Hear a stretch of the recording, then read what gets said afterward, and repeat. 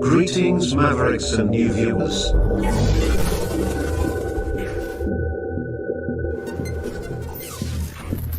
Tonight, direct and live from the Maverick News Network World Studios. This is Maverick News with Rick Walker.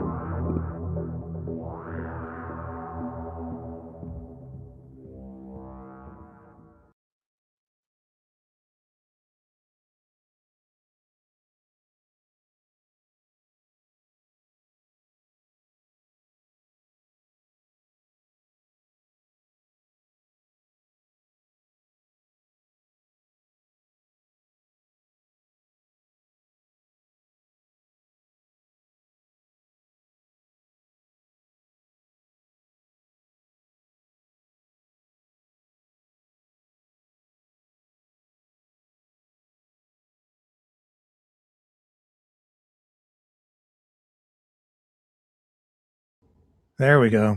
Now we have audio. Have to remember on this old clunker computer to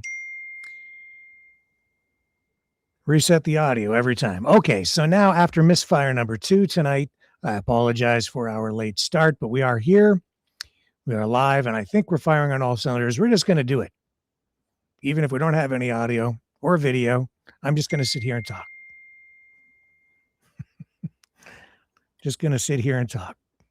I think we've got it now, though. I'll check it. Yeah, now we're good. Okay. Take 3. Donald Trump. Of course, Donald Trump leading the news today, dominating the headlines, dominating at Davos at the World Economic Forum. Yesterday was Mark Carney that received, some are saying a standing ovation. I don't know if it was that. If it was exactly that. It was, he did get a lot of applause, and his speech, I think, did get a lot of traction worldwide as he kind of dug in his heels and took a stand against Donald Trump. Maybe for the good, maybe for the worse here in Canada. I can tell you that tonight, Donald Trump is saying that he has the framework for a deal now to get his hands on Greenland after meeting with the head of NATO at the World Economic Forum. And we have a lot of reaction, a lot of fallout following Trump's speech in Davos, a speech that still went off at the scheduled time, even though he was 2 hours late because of that electrical problem with Air Force One. We'll dig into all of it when we come back on the other side of this.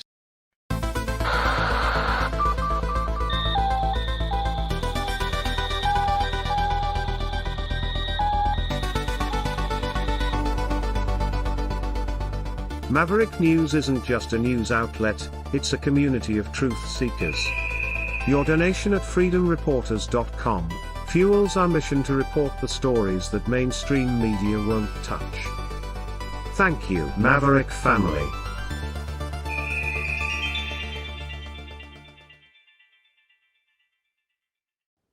Okay, we're back. So I guess what we should, you know what I'm going to do is I'm going to, we can't get away from Donald Trump. He's in every news story every day, it seems, in one way or another. Let's go to the Truth Social scroll, which has become a regular feature here on Maverick News. Here's what Trump is posting following his appearance in Davos. There it is. Do you see that? Can you see it? Yes, you can. He says, based on a very productive meeting that I have had with the Secretary General of NATO, Mark Rutte, we have formed the framework of a future deal with respect to Greenland and, in fact, the entire Arctic region. This solution, if consummated, will be a great one for the United States of America and all NATO nations. Based upon this understanding, I will not be imposing the tariffs that were scheduled to go into effect on February 1st. Additional discussions are being held concerning the Golden Dome as it pertains to Greenland. Further information will be made available as discussions progress. Vice President J.D. Vance, Secretary of State Marco Rubio, Special Envoy Steve Witkoff, and various others, as needed, will be responsible for the negotiations. They will report directly to me, to him, not to me. Thank you for your attention to this matter. Every time he was, thank you for your attention to this matter. It seems, I don't know, it just seems too formal. And yet it seems stilted when he says that. It just bugs me. Does it bug anybody else? So what we're going to do now is, because I got up early this morning, got everything set up, and we live streamed Trump's entire speech from Davos. I provided some analysis afterward, commentary during. So how long did that go on? I think we were on this morning for about 2.5 hours. Oh, by the way, record number of viewers over on Twitch as a result of that. So we did pretty good over there building the channel. Isn't that something? So yeah, we live streamed that. A lot of viewers on YouTube as well today. Lots of viewers. So lots of interest in this. And as a result, we've got a lot of fallout, a lot of backlash, a lot of applauding, depending on which side of the political aisle you are on. Anyway, you slice it. What Trump is doing is very disruptive. In addition to posting that on Truth Social, Trump also answered questions from some members of the media regarding this apparent framework for a deal. Let's go to him right now in this clip, and you'll see what I mean. Does it still include you? Does it still include the United States having ownership of Greenland like you've said you wanted? It's a long-term deal. It's the ultimate long-term deal. And I think it puts everybody in a really good position, especially as it pertains to security and minerals and everything else. Have you how long is it, Mr. President? Low audio. Have you really spoken to other European leaders? Yes, I have. How long would the deal be, Mr. President? Infinite. Will there speak to Denmark? There is no time limit. It's forever. And how would you ratify the deal? It's signed forever. But you haven't signed anything yet, right? It's a deal that's forever. Will there be an effect anyway, Mr. President? Will there be an effect? What happens is people are out there and they're working it right now. They're working the details of the deal, but it's what's called an infinite deal. It's forever. You talked about... So it's an infinite deal forever. The ultimate long-term deal. It doesn't get much longer than that. Infinite. Infinity. Infinity. Even after the earth ceases to exist, this deal will persist. But we really don't have many, if any, details coming out of this thing. As a result, some people's brains and heads are blowing up. Let me see here. Where did my clip go? Right here. Okay. So let's go over here to the Midas touch. Because they're tonight, of course, taking this. Well, they're looking at it this way. It's pretty wide range of opinions and analysis on this. That's what I've found about everything that's gone on in the last 48 hours is, and even before, all this Greenland stuff is pushing people into strange positions politically, where it almost seems like, strangely, they're switching sides. Like Doug Ford, Mark Carney splitting on tariffs and the approach to Trump, but it's now flipped-flopped because now it's Carney that's upsetting Trump, and Doug Ford is like, he's in favor of tariffs now, even though he was against tariffs before because he wants the tariffs to remain in place on China. So it's this politics makes strange bedfellows. Here's here's this take on it. Okay. Where'd my clip go? There it is. Listen to this. Donald Trump has apparently caved in his threats to invade Greenland or take it over by force or acquire it. His threats against Greenland and Denmark rightfully sparked international outrage and solidarity against Donald Trump's regime. And while in Davos, Donald Trump just posted the following moments ago, where he announced a fake deal with Greenland and Denmark and NATO, with no terms, with no specifics, just one of Donald Trump's fake deals as he caves in order to try to save face. Let me read it for you, and then I'll also show you that Donald Trump moments ago spoke with the press, where he talked about this fake deal now that he says he's entered into with Greenland and Denmark that's indefinite, and he got what he wanted the whole time. It's just so utterly pathetic and weak that he does this over and over again. And let's be clear, I'm glad that he's not going to invade Greenland, or at least he says that, but his words are meaningless. Who the hell knows what he even means at this point? It's pathetic. It's loser behavior, and the world just needs to stand up to it, and people need to stand up against this utter insanity. Here's what.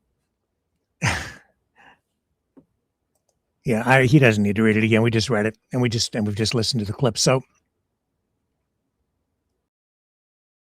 yeah, is it a fake deal? Is it a deal at all? Yeah, he has a valid point, because Trump always uses this language like a framework for a deal. That's not really a deal. And this is a deal for infinity. Have you ever heard of such a thing before? Well, he's definitely one of a kind, Mr. Trump. So I don't know what the hell that is. I guess we won't find out until we get some details. If we get details, I can just say this. At least he said today that he's not going to use military force to get the things that he wants. But during the speech, he also said that, if Greenland would agree, if the people of Greenland would agree to have Greenland purchased, the United States would be very appreciative. But if they don't, the United States will remember. I don't know what that means either. It's all this weird, shadowy, cloak and dagger, half-baked message stuff that just leaves you scratching your head and wondering. And I will say this, I think it's bloody dangerous. Bloody dangerous, because you have the leader of what was supposed to be the free world and a guy with a nuclear arsenal at his fingertips, what is really the most technologically advanced, sophisticated, largest, most lethal military force in the world in history. And he speaks in this language where it leaves people guessing, and he's clearly leveling threats at allied nations, NATO partners, and he's left people in such a place of instability. Other countries in such a place of instability. They're literally sending troops to Greenland right now. There are NATO troops on the ground there, positioned for what, drills? No, they're there because of the possibility that the United States might actually invade. But then today he says, oh no, I would never do that. That's how far he's willing to take these negotiations to get the things that he wants. It's crazy. And it's dangerous, because things can easily get out of hand when things get that close to the edge. It's irresponsible. And NATO is on the verge of flying apart, disintegrating, which some people will applaud. I'm sure that Vladimir Putin is just pleased as punch to see all of this happening.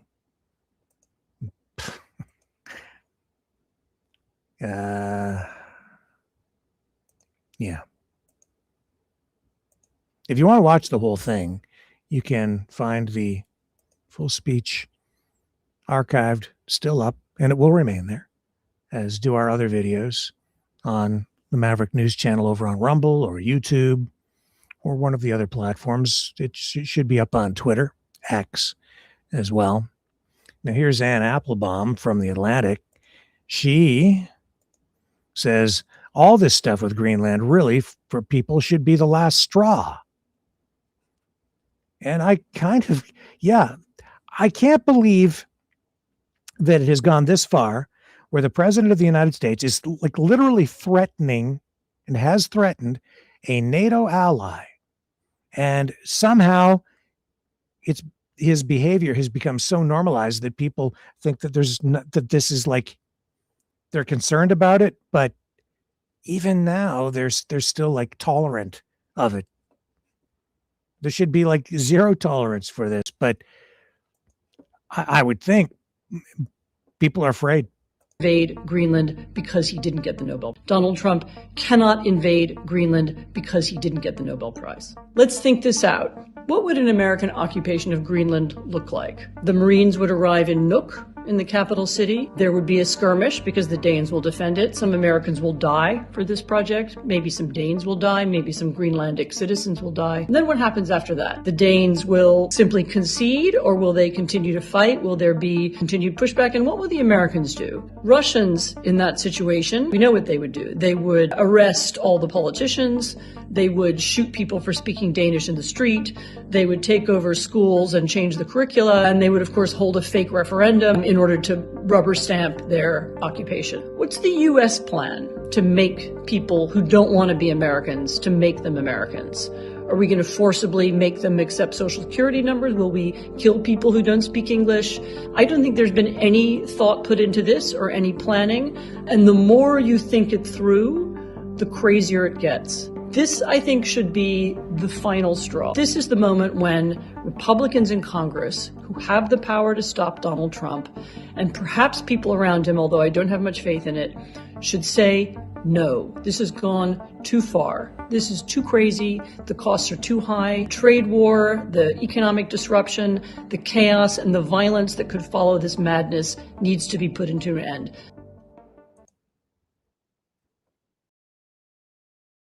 I think she's wrong about something, but one thing at least.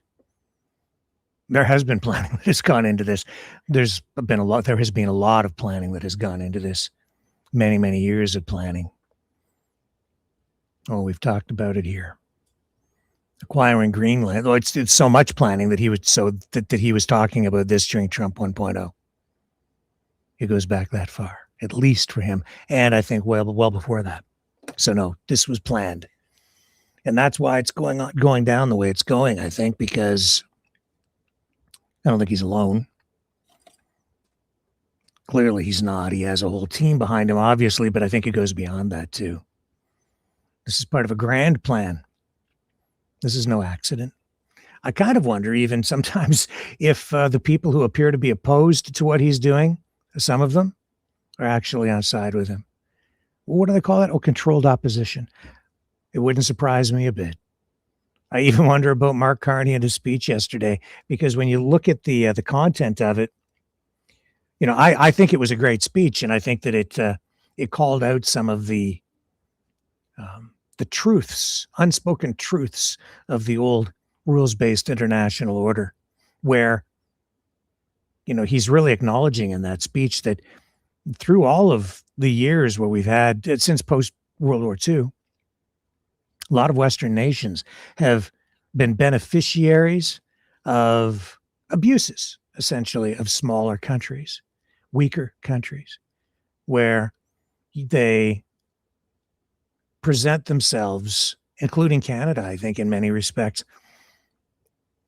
We present ourselves, or at least our leaders do, as defenders of freedom and democracy and fairness and virtue, when in reality, we are oppressing people in smaller, weaker countries, third world countries, where you have a lot of even human rights violations. I think there was an element of that in Carney's speech yesterday. So he exposed the underbelly of the first world. And I think that people in the global south will applaud that. I think they are applauding what Carney did yesterday. I was like, yeah, say it out loud, man. Because what we're getting right now, though, is also from Trump an honest, raw truth, right? At least in Trump world, which is that might makes right.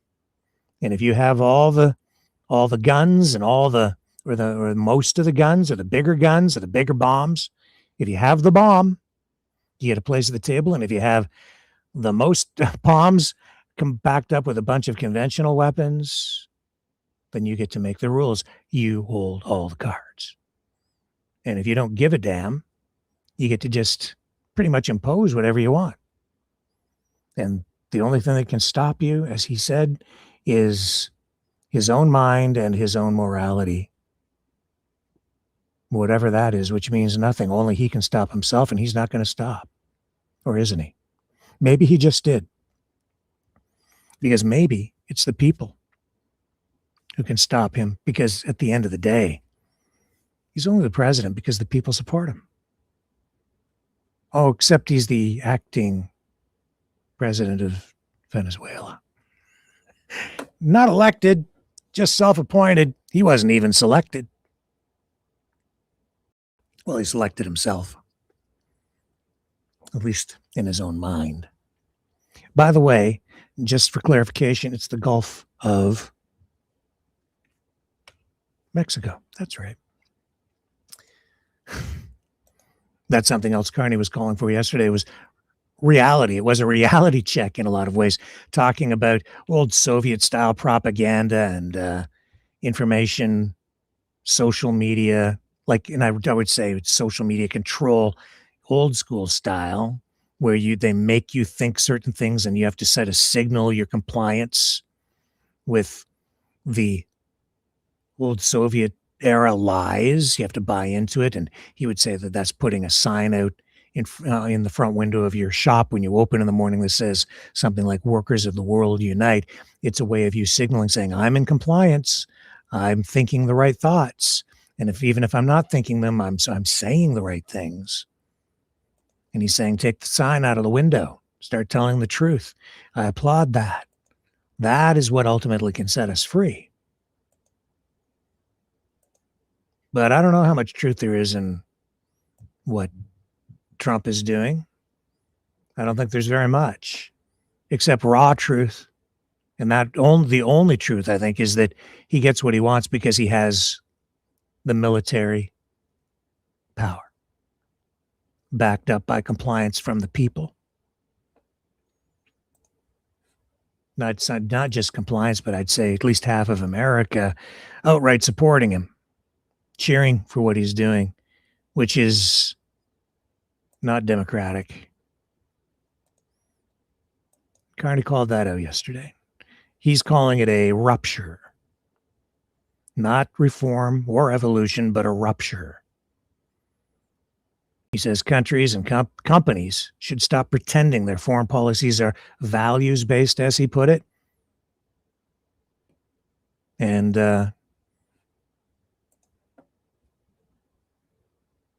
he's using that phrase, New World Order, but is it a New World Order of his making, or is he participating in the formation and creation of this New World Order, or is he just a recipient of it, someone like the rest of us who is being forced to live within it and live within the guardrails of it, within the prison of it, if you want to look at it that way, the mind prison, the real prison for some people. This new world order that is unfolding as the sovereignty of nations is being threatened and is about, and in many cases, maybe about to dissolve. Among those nations, Canada itself. And here's Mark Carney yesterday. Friends, it is time for companies and countries to take their signs down. For decades,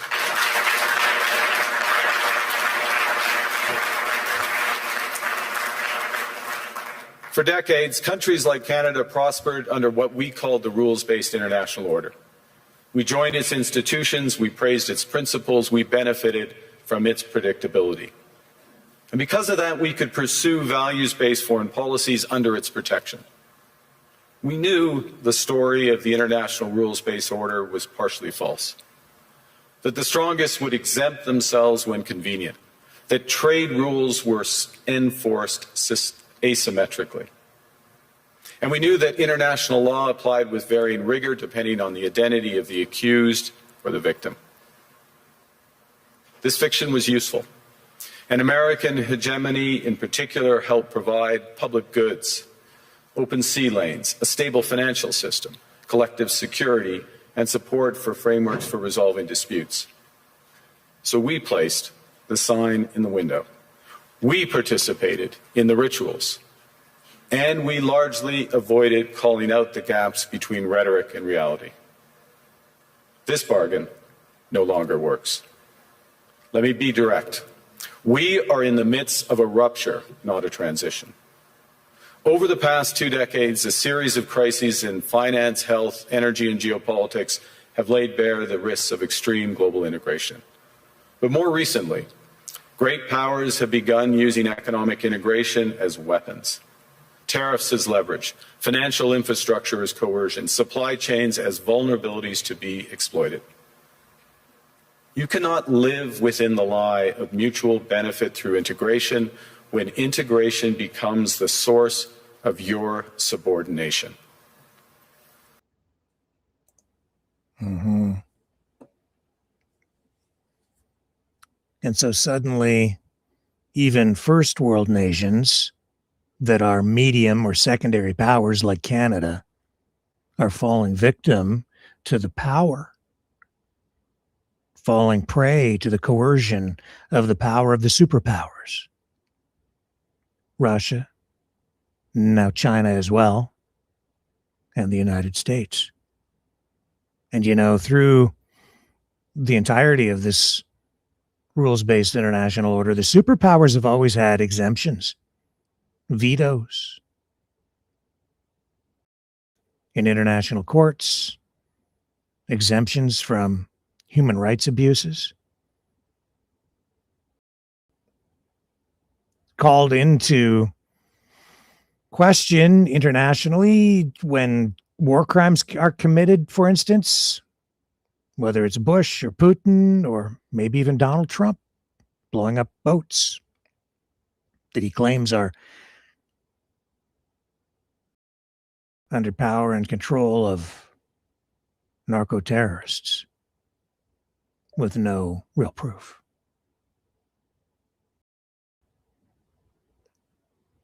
But if you try to take them to court, who's going to arrest them? When it comes time to vote on human rights abuses or issues at the UN, both of the superpowers, Russia, the United States, they have vetoes. They can just say, nope. So, well, Donald Trump says that the UN is dysfunctional and a lot of these world organizations are dysfunctional. It's maybe dysfunctional in part because the superpowers don't have to fully participate. They're not held accountable. And so Mark Carney was kind of calling some of that out yesterday. And it goes beyond that. It's about trade, too. He's talking about these trade deals that, you know, through GATT and other mechanisms where trade is arbitrated, disputes are arbitrated. He's saying even there's some fakery going on because the mighty really are favored.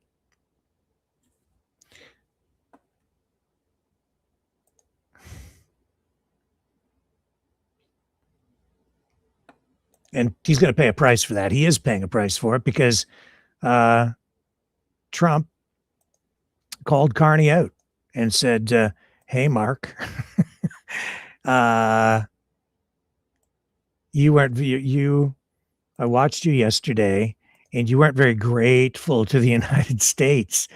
So Carney scored points in the court of international opinion, but now he may suffer the wrath of Donald J. Trump for saying some things that displeased the almighty Don.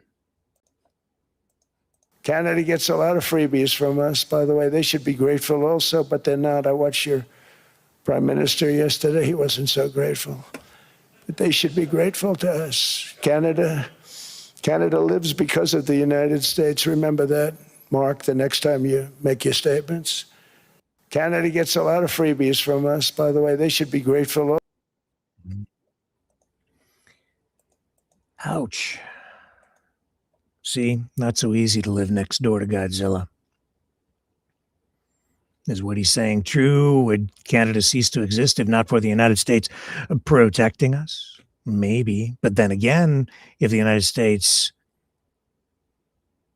hadn't been there after World War II, if they hadn't, I think, really been thrust into the position of world leadership alone, or not really alone, that's not the right word, into a position of leadership carrying the burden and the responsibility of possessing the world's largest nuclear arsenal, or one of,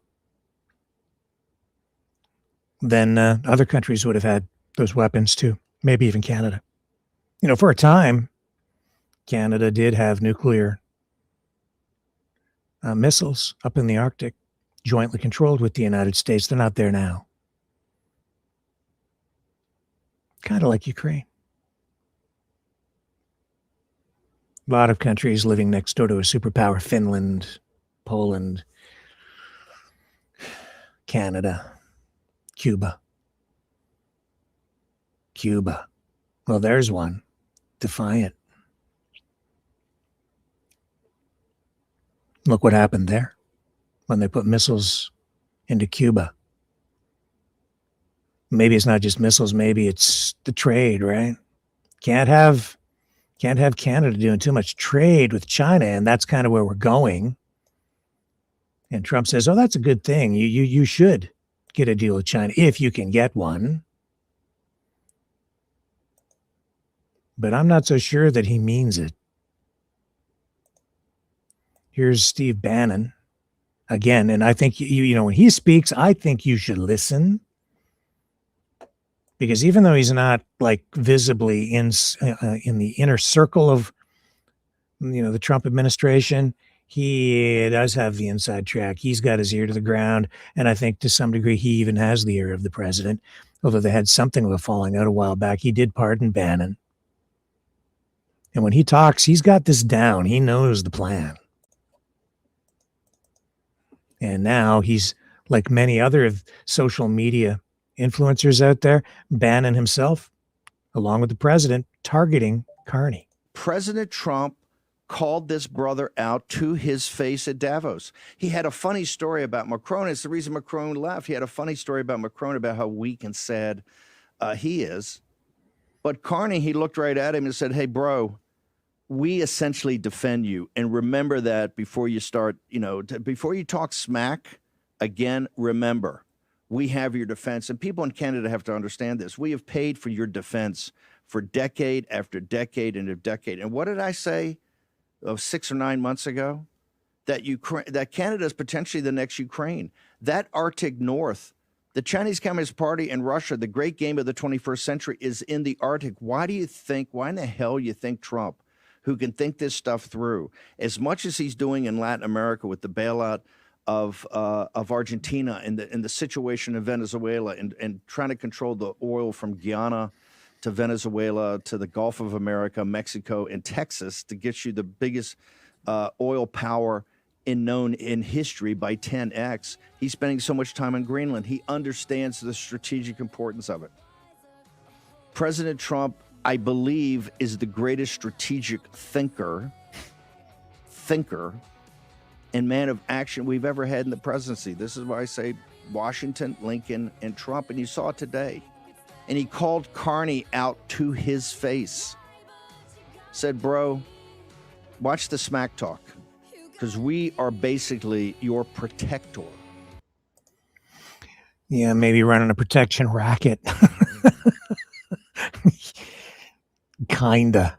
Yeah, look at Ukraine. What the hell's really going on there? Like, really? It's pretty gross. if you're editorializing, a little bit of speculation here, observation, analysis. That's the better word. You have a war. If I go to war and I'm a world leader, I want to go to war to win. I don't want to mess around. And if I'm going to help somebody win a war, the ethical, moral thing to do is to go all in and win the damn thing and minimize the number of casualties. But that's not what's going on in Ukraine. It's been a steady drip, drip, drip of weapons slowly coming in over time. A lot of politics being played, giving them just enough to kind of keep the Russians at bay from pushing on through, breaking through the lines. Just keep it going. And it's gone on for years. And the death toll on both sides, as Trump keeps pointing out, is horrific. It just keeps on climbing. But they don't finish it. They don't bring it to a conclusion through negotiation, and they don't bring it to a conclusion by going all in and just arming to the teeth and saying, the hell with this. And even maybe just by doing that, that would be enough of a deterrent to one side or the other to say, hey, that's it. We quit. Why? A lot of money to be made. That might be one motivating factor. I hate to be a conspiracy theorist that way, but there's a lot of money to be made and a lot of weapons to test, field test, at human expense. And I think there are some people who are that sick and that evil in our world who want these things to linger, to drag on, while the little people pay the ultimate price. Because it's the little people, not the oligarchs, not the millionaires and billionaires, really the billionaire class these days. They're the ones who benefit. And in the end, that's a lot of what is decided too, like who gets to own what at the end of it, what assets are carved up, handed off. That's going on in the United States right now too. As people, politicians, the Trump family enriches itself. And the little people pay the price. And all the little people want is a life. And they really do fight because they love their country, because they want their sovereignty, the right to self-determination, to live life on their terms the way they want to live, free, right? That's what we want. That's what I want. Whatever freedom means. Can never get a straight answer out of people, though. I know what it means to me in many respects, but I don't know what it means to you.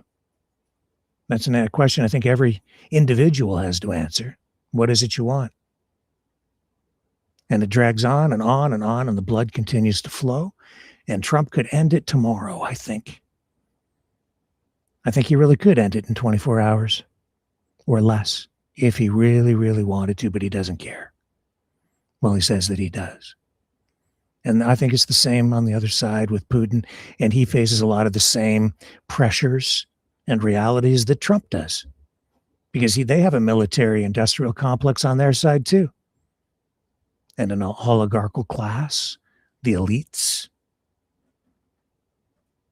It's a mirror image in many ways, but maybe not a complete mirror image, because I don't think a lot of it's in reverse. I think it's just maybe a carbon copy with some subtle changes. That's maybe not the best metaphor, but I think you get my point. 1984, George Orwell. Welcome to the New World Order.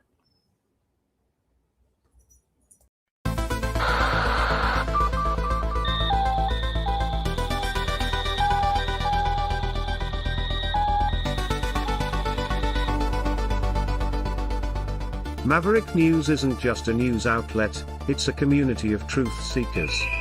Your donation at freedomreporters.com fuels our mission to report the stories that mainstream media won't touch. Thank you, Maverick family.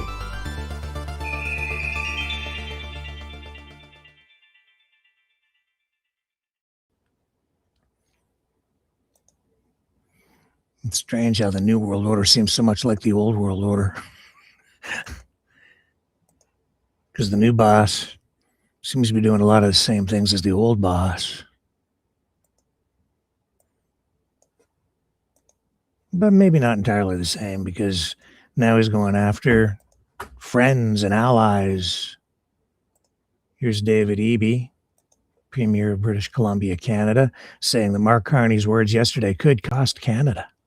Big time, bigly. On it earlier, but I just wanted to hear your thoughts about Mark Carney's speech in Davos and then Donald Trump's comments this morning.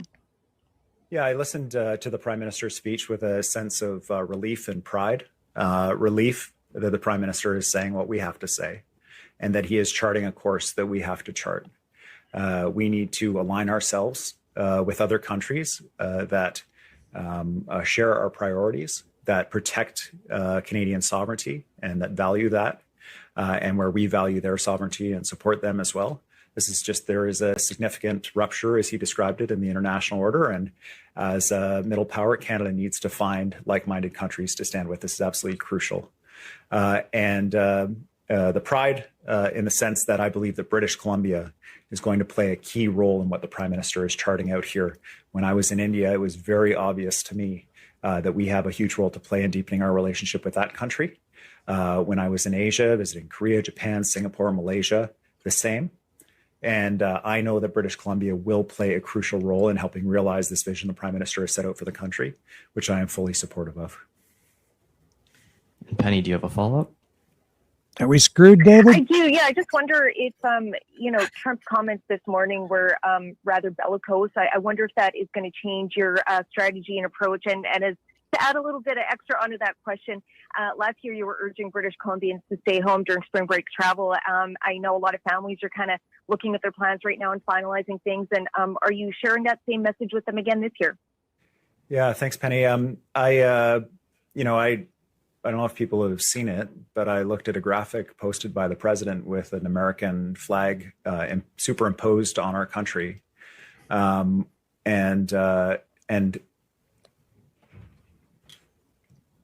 even struggle now for the words to describe the mix of emotions. There is no question but that the Prime Minister's speech will have trade consequences in terms of our relationship with the United States. But those trade consequences are minimal compared to the larger term consequences of giving up our sovereignty as a country and not standing bravely as Canadians have for generations for this beautiful country that we live in. So I feel that there is an urgency and an essential requirement that the Prime Minister and Canadians step up in this moment, and that may involve sacrifice, and that our government will do all we can to offset that through the work that we're doing in partnership with the federal government and with other countries. I certainly urge British Columbians and all Canadians to stay home or to travel at home or to travel to other countries rather than the U.S. The message is being received by the United States. They are feeling it. They're feeling fewer tourists coming to their country. The refusal to purchase and sell U.S. alcohol has been heard and is creating anxiety in the United States. And it is not meant to hurt everyday Americans. It's meant to send a message that, at least from my perspective, that as Canadians, we're going to do all we can to support other Canadians. Recognize there's essential travel people are going to do. They're going to visit relatives, all these other things. But if you have a choice of where you're going to go on vacation, I really encourage people to look somewhere else. Mr. Premier, do you think what the Prime Minister says is going to piss Donald Trump off? Well, I was watching the video yesterday online, and I was very proud of what the Prime Minister had to say. And then I saw he had a map in his office, and he had the American flag over our country. At which point I realized we're effed. I'm so proud, though. But giving up our sovereignty in the face of the threat of Godzilla stomping on us and squeezing the snot out of Canada. But beyond that, I think everything's going to be okay. Just don't travel to the United States. Oh, my God. What? What the hell? What the F is going on? Seriously, what the hell is going on? I think we're aft. Yeah, I'm pretty sure of it. But at least we're standing up to Godzilla. And we're not stocking American liquor in the LCBO government stores in Ontario anymore. So we got her. We got this. Maybe. I don't know. I just don't know. But it's okay, though, because he said he's not going to use military force on us. Or maybe he was just meaning Greenland. Maybe now he's really pissed at us. So, I kind of thought the Doug Ford thing, which was accurate. It was accurate. That ad was accurate. Anybody telling you that the use of those, the Reagan video in that anti-tariff ad from Ontario and the Premier Doug Ford, no, it was accurate. Trump just didn't like it. He just didn't like it because it told the truth. And it also exposed the fact that Reagan and Trump are not the same. But anyway, here's this dude with Governor Béchar talking about the way Ontario and much of Canada is now saying no to U.S. alcohol. He basically said Canada owes its existence to the United States. It was hugely disrespectful. And you now understand why Canadians have stopped buying American products like bourbon, why they stopped going to tourist destinations like Las Vegas. Every state can tell you how much their economy is losing because of those comments. But I think about the speech both in terms of how detached it was from what's going on in the United States. He claimed that inflation was under control, that our economy was doing great. So that is not understanding or acknowledging the financial insecurity of our families. But then he makes our country less secure based on calling into question global alliances that the rest of the world needs to believe that we are 100% committed to. He basically said Canada. Yeah. Yeah, but we're still left. Because Godzilla is really big and he breathes fire. And it's scary. That's my political analysis. Godzilla is big and scary and breathes fire. And we got to be really careful. Duck and cover, folks, because Donald Trump just makes stuff up as he goes along in order to justify everything that he's doing or wants to do. And Béchar was right. Like in his speech today, he was making up numbers. $18 trillion in new investment coming in. It's not even close to that. That's it.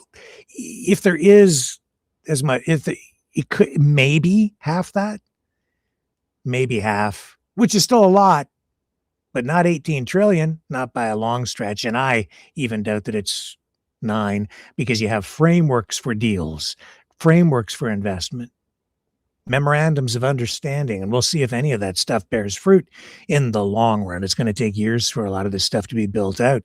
And then he was talking about being in Switzerland, you have the watch industry, $30 billion watch industry. Trump stands up there this morning and says, well, this afternoon there, morning here, and he says,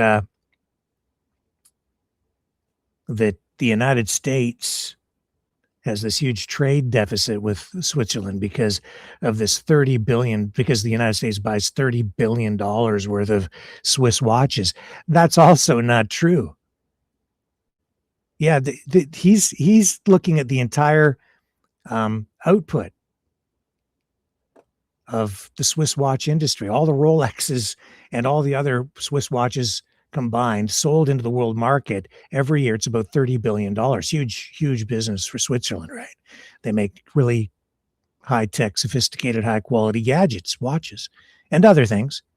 And I think that the watch industry itself, I don't know what percentage of the GDP it makes up. Probably, I'm not going to say the number because I'm guessing, but it doesn't make up like the bulk of it. But the United States does not buy all $30 billion worth of Swiss watches. That's the worldwide output.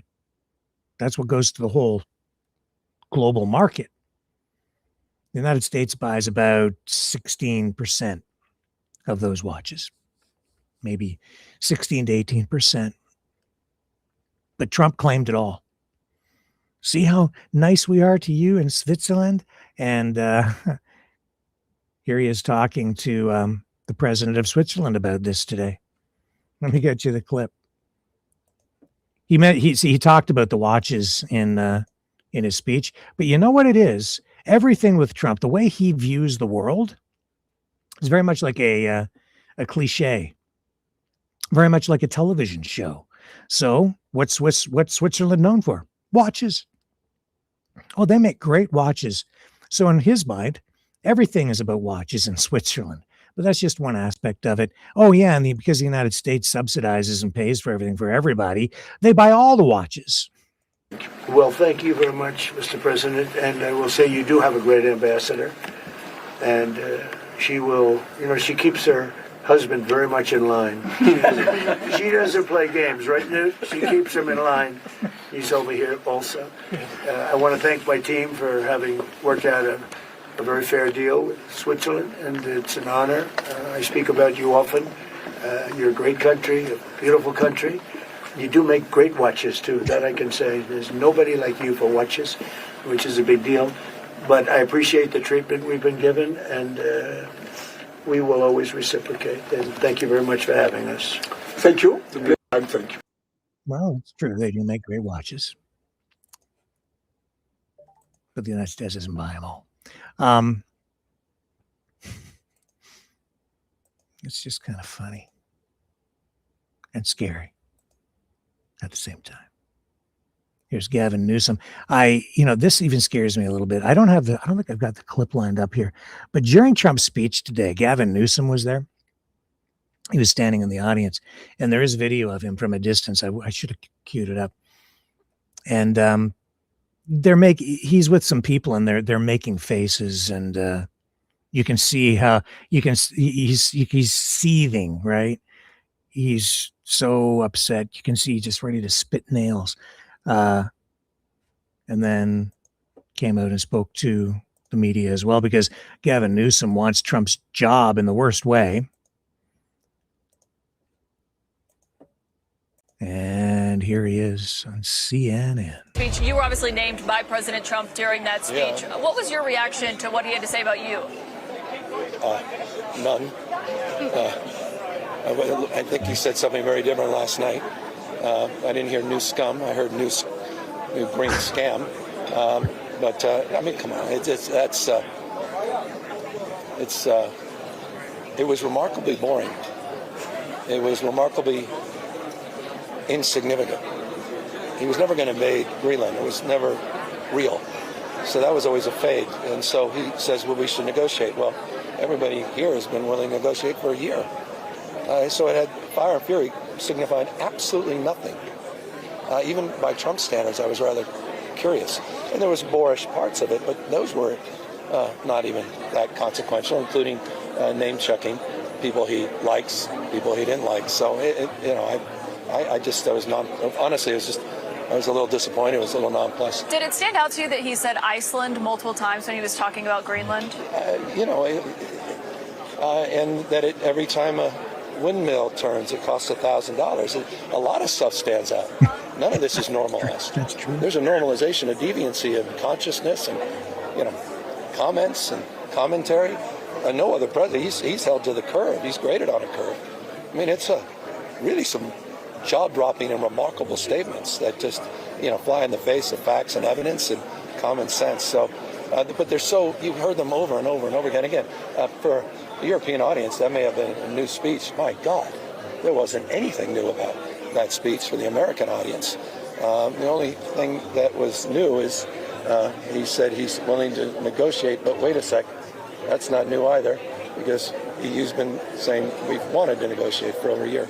You criticized world leaders when you got here, saying that some of these European leaders have capitulated to the president. In the past. You said you should have brought knee pads. What have you heard from them since then? A lot. I heard a surprising number say, glad you made those comments.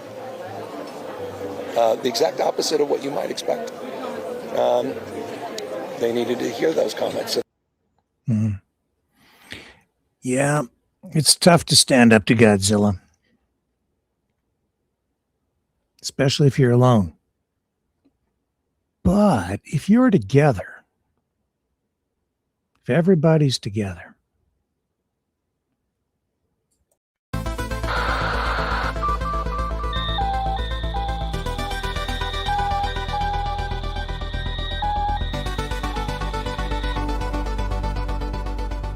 Maverick News isn't just a news outlet, it's a community of truth seekers.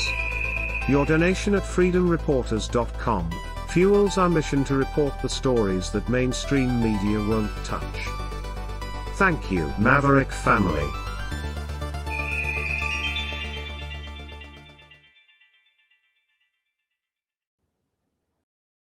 I don't know. Where's the answer?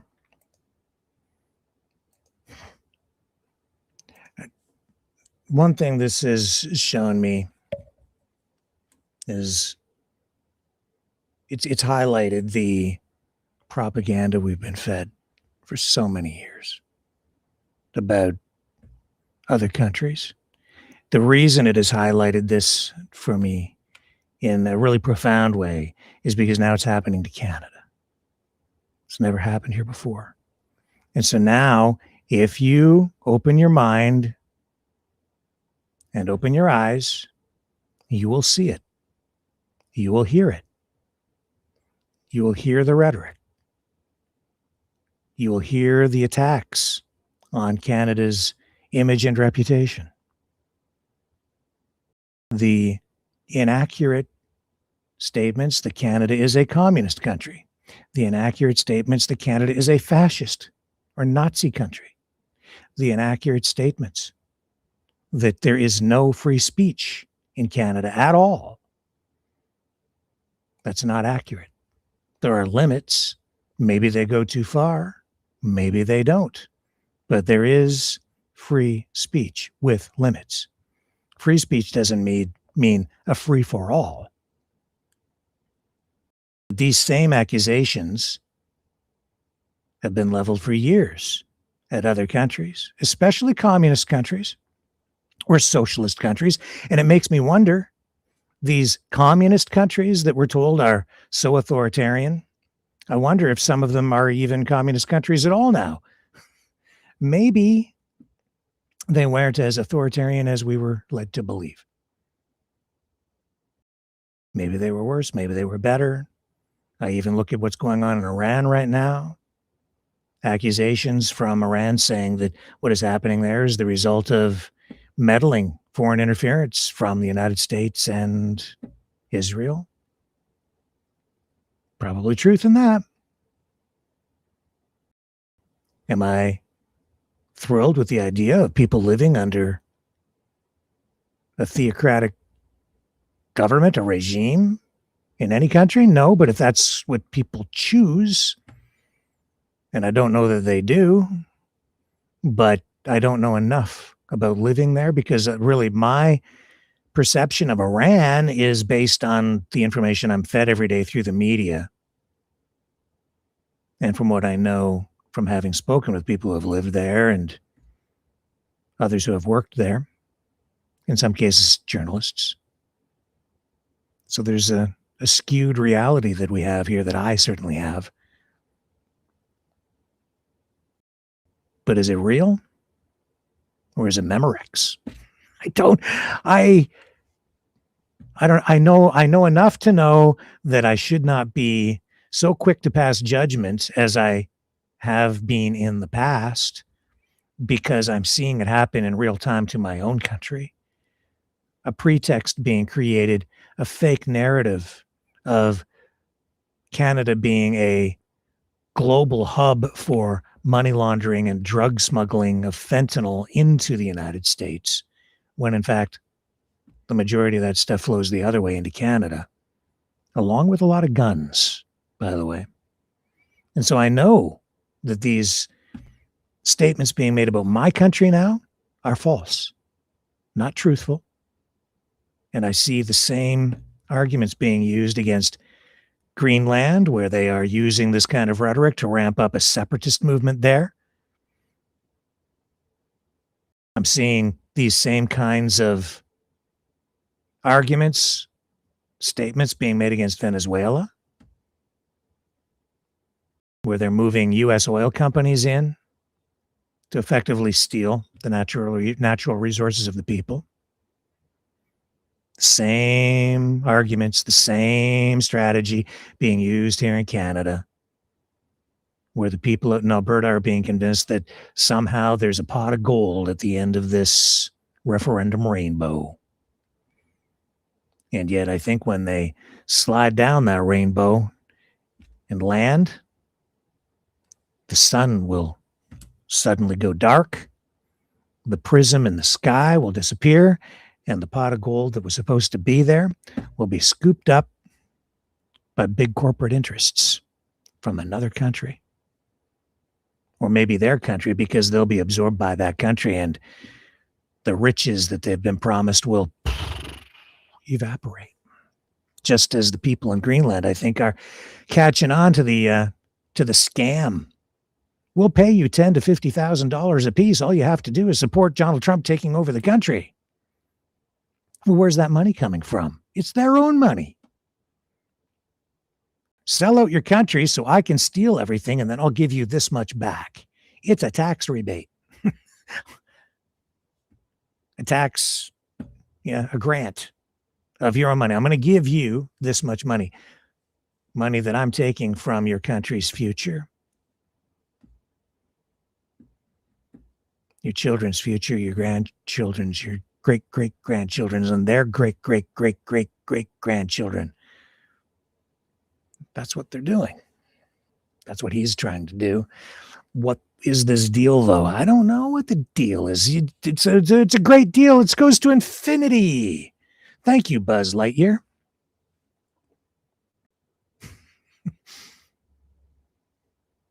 I don't believe that. Do you believe that? That he's got a deal for infinity? But it's a deal. It's framework for a deal. Show me the details, and show me in writing, and show me the signatures. Until then, I don't know what the hell we're dealing with. And all this reaction is noise, political rhetoric. Gavin Newsom, everything he's just said there, he's thinking, what can I say to criticize Trump?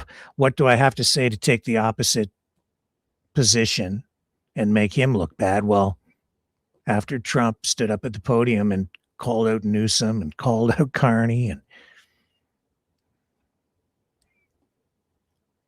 gave a speech that, what words came to mind? Tough guy. Stood up there. He's a real tough guy. Tough talk from a tough guy. Yeah. How about you, how about you drop the nukes and the F-35s and level the playing field, and then we'll see how tough you are.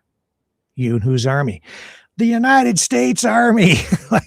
Okay, Godzilla's on the rampage. They're talking about everything over there, though, at the WEF Forum 2026, building AI for the long term, talking a lot about, that's a major subject, and that's driving a lot of the change that's happening in the world, because the technology itself is disruptive, and they'll need a lot of energy to power that stuff.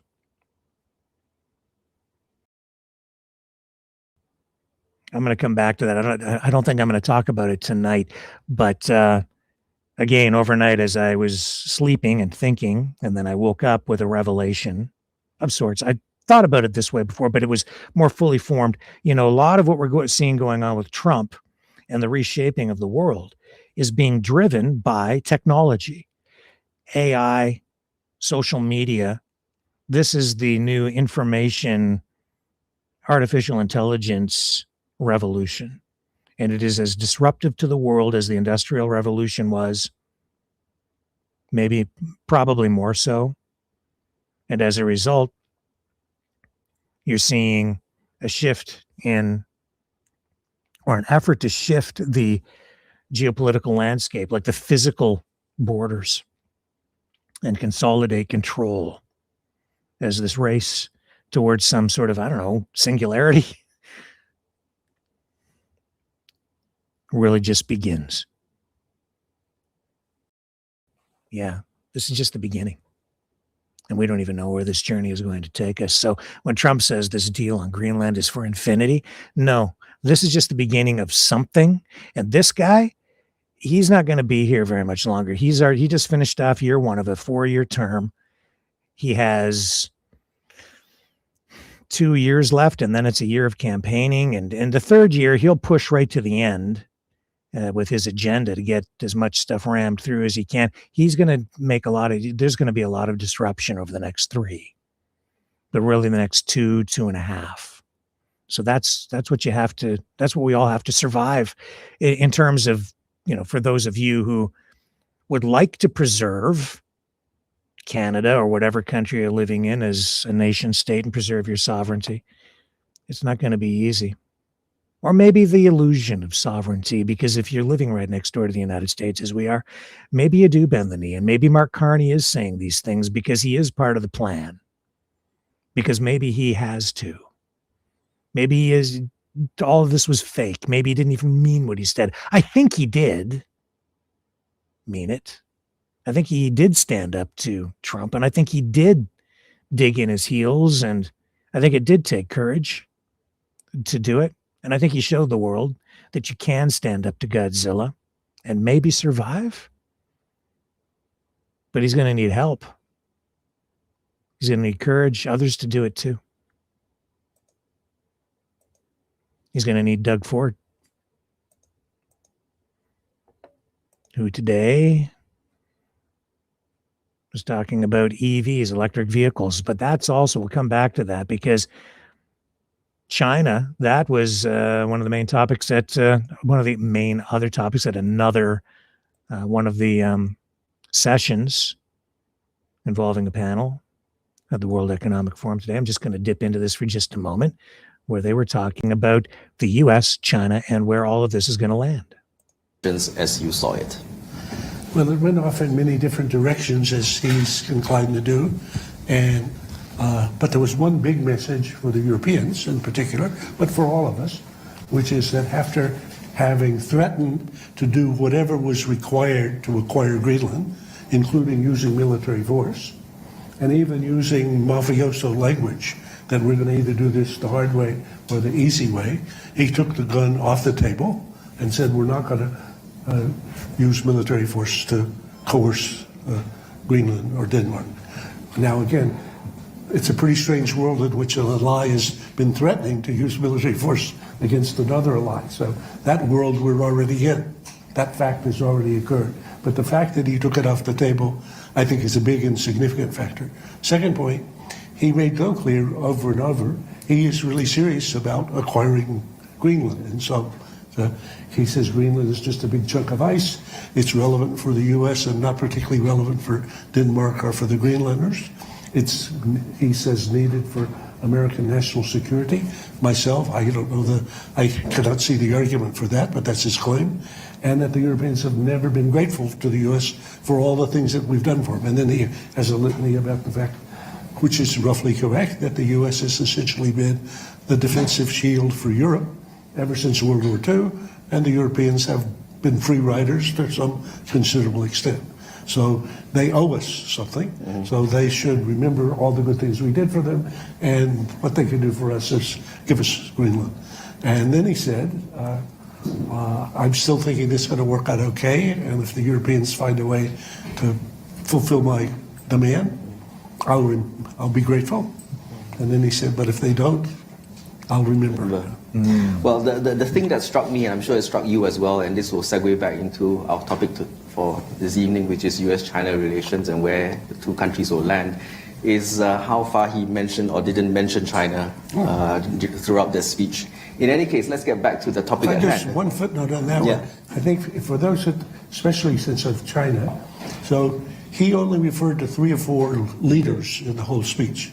In the case of the Europeans, for both Macron and for our Canadian colleague Carney, he had very negative things to say, basically demeaning, in effect, But when he said she, his eyes light up a little bit, and he says, I have a great relationship with Xi. I greatly respect Xi. He's brilliant. So he was off on that track. So he clearly distinguishes between Xi and his relationship with Xi and his relationship with a country and a leader that happens to be our neighbor, Canada, or France, which was the country that came to our rescue in the revolution.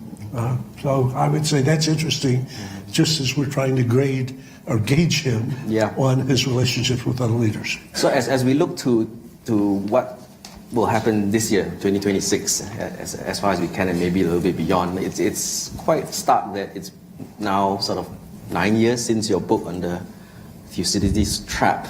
And maybe if we frame how things have evolved since then, the first Trump administration, and then the Biden administration, and now the first year of the Trump administration, how have you seen the US-China sort of dynamic evolve in that time that will give you some sense of where we're headed in 2026?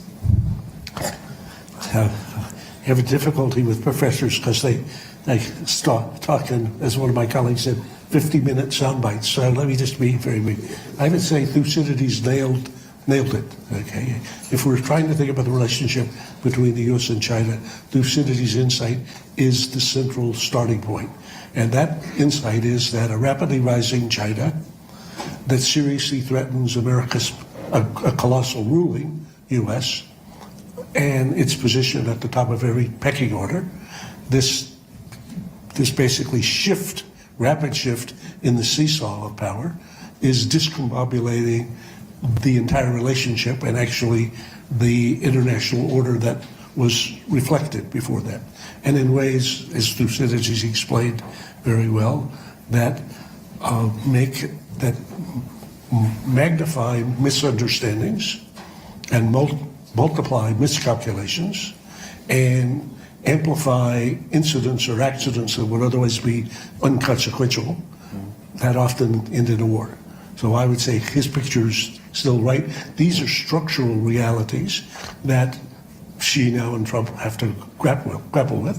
And the promising thing in this context is that Trump understands war is terrible. Again, that's a good thing for a president to understand. And nuclear war is really, really, really bad. And that's a good thing for a president to understand. So that's basically coming into a world in which two parties who can't have a war that might destroy themselves will have to find some other way. And I would say that's a promising start. The thing is, so much has changed, even if you talk about it at a structural level in the last 10, 15 years. And this is where I want to bring in Senator Coons. You've been in the Senate since 2010. You've seen how the relationship has evolved in the last 10, 15 years. Give us a sense too of how you yourself have seen that and where you think the road lies ahead. You've spoken about the need for both parties to coexist, to compete at the same time, but also to cooperate. Are you still optimistic that that is possible? And do you think in the U.S. Senate and administration and beyond, that there is hope of a bipartisan sort of support for the three things that you spoke about? Well, thank you. There is actually bipartisan support for a clear-eyed engagement with China, strong support for our regional allies and partners in the Indo-Pacific, and for taking the steps needed to further secure the United States and its position in the region. Unfortunately, I think President Trump's remarks tonight, his general approach, and his conduct of the last year pulls in a different direction. The national security strategy does not correctly or clearly see China as it stands in relation to us in the world. And President Trump made clear tonight, as he's made clear in the last year, he doesn't have a fundamental appreciation that what has kept the United States strong and prosperous and secure, and what has largely kept the peace in Europe for 75 years, is a remarkable global network of allies who share core values and who are committed to building out a global order based on territorial respect, self-determination, freedom of navigation, rules of law, that sort of thing. President Trump last year on Liberation Day announced a chaotic mishmash of tariffs of wildly varying rates on all sorts of countries. I was in Taiwan not long before that, and the Philippines, and I've also visited with leaders in Korea and Japan right around that time. Many of them making major investments in the United States in manufacturing. Many of them doing their best to demonstrate to the Trump administration their interest in a closer alignment, and yet they were hit with 30 or 40 or 50% tariffs and had trouble understanding why and how and processing it. I think we need more predictable, more clear policy. President Trump believes strongly in national defense. He recently announced he intends to try and add another $500 billion to our defense budget, and that he thinks having the strongest military in the world is the thing that will help keep the peace. I do think a robust military is important, but I think the soft power side of things, if I could quote a great professor, is also important. And when we hand away what has been a 50-year advantage in our global leadership in public health, in education, in combating climate change, in protecting against pandemics, when we say, nope, we're going to shut down USAID, we're going to cancel a lot of our core relationships, we create opportunities. So I do think that there are opportunities for us to establish a framework to work with China. I do think the most pressing issue for all of us is AI and how AI will be used both in a military context and in business. And understanding each other in a mature, balanced, and clear-eyed way is a critical part of our advancing our security as well as the regions in the world. I'll get back to the point about both countries being able to sort of cooperate on a tactical and issue-specific basis, but let's get back to that. Maybe I'll jump to Professor Zhao now and maybe make you do a few things.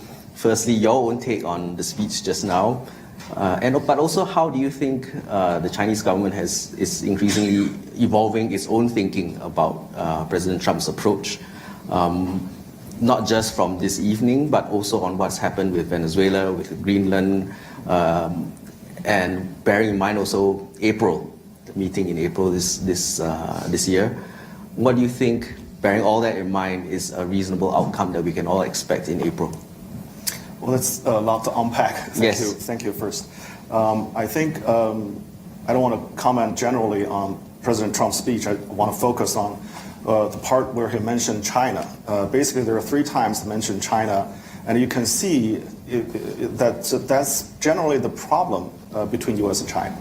The first time he mentioned China, he said there's no wind farm in China, which is totally false.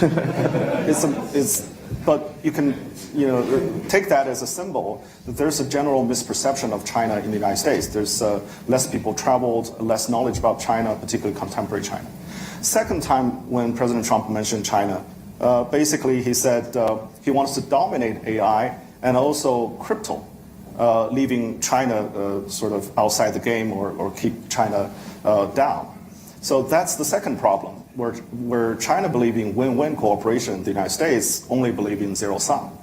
And the third problem, of course, if you look at that positively, President Trump praised President Xi and said he has a good relationship with President Xi. But the question was, in which part U.S. and China can cooperate? He stopped short of mentioning specifics. So that means other than personal sort of close relationship claims, there's no concrete agenda of cooperating with China. So I would appreciate Senator Kuhn's suggestion that we should establish a framework. And that's President Xi's suggestion that from the very beginning, we need to have guidelines, we need to have framework, but we also needs to have mechanisms on every level to improve cooperation between the 2 countries. So back to your final question, which is what about April? Of course, the world is focusing on the April visits, and I think behind the scenes there are multiple connections. And just yesterday, the 2 economic teams had another talk with each other. So they're preparing for April, and hopefully there will be concrete deliverables out of that meeting. But right now, from China's perspective, is that President Trump's very much focused on is domestic issues, and basically expand its domestic issues into global issues, like the Western Hemisphere on drug, immigration, and all kinds of issues. And for China, his demand is on fentanyl, and China is willing to help, but don't know exactly where is the boundary, like how can China provide more assistance. So, and also he demands China to purchase more, but when China wants to invest in the U.S., there's still no parameter exactly how China can, like other countries, invest in the U.S. So there are many issues still on the table. There still needs to be ironed out exactly what to do next. But I think people's hopes are up. And because next year, other than April, there will be other opportunities for President Xi to visit the U.S. and also G20, APEC. So hopefully this continuous dialogue between the two top leaders will maintain at least the stability of the bilateral relationship. And on top of that, we can improve our strategic reassurance and having more trust between the two countries. You know, the gentleman. Okay. I'm gonna continue this the other side of this, and then we're gonna talk about the auto industry in Ontario, because that is being affected very much by China. Stay with me.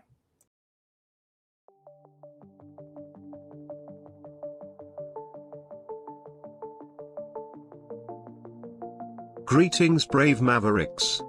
Our quest for truth continues. We go beyond fake news. Together we expose propaganda. Together we pull others out of rabbit holes. We are maverick thinkers. We are all unique individuals. Defenders of individual rights and freedoms. Credible. Trusted. Grounded in reality. Maverick News. Maverick News. Defending free speech. Free speech. Donate at freedomreporters.com. Do it now. Tomorrow may be too late. Maverick News. The world is watching.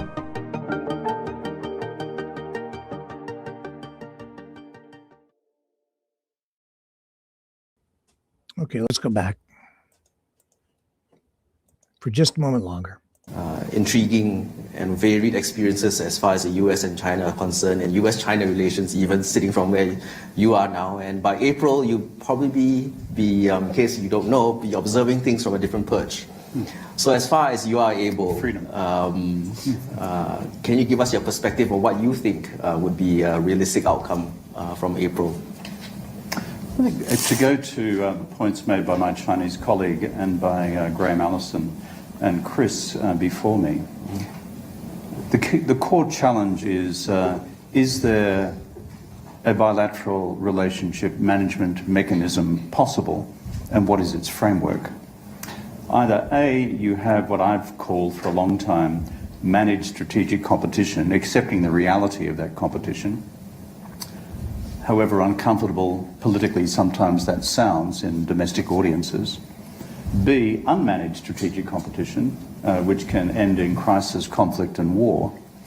Or C, you ultimately just stand back and wait for Graham's Thucydidean and logic to unfold with all of its problematic consequences.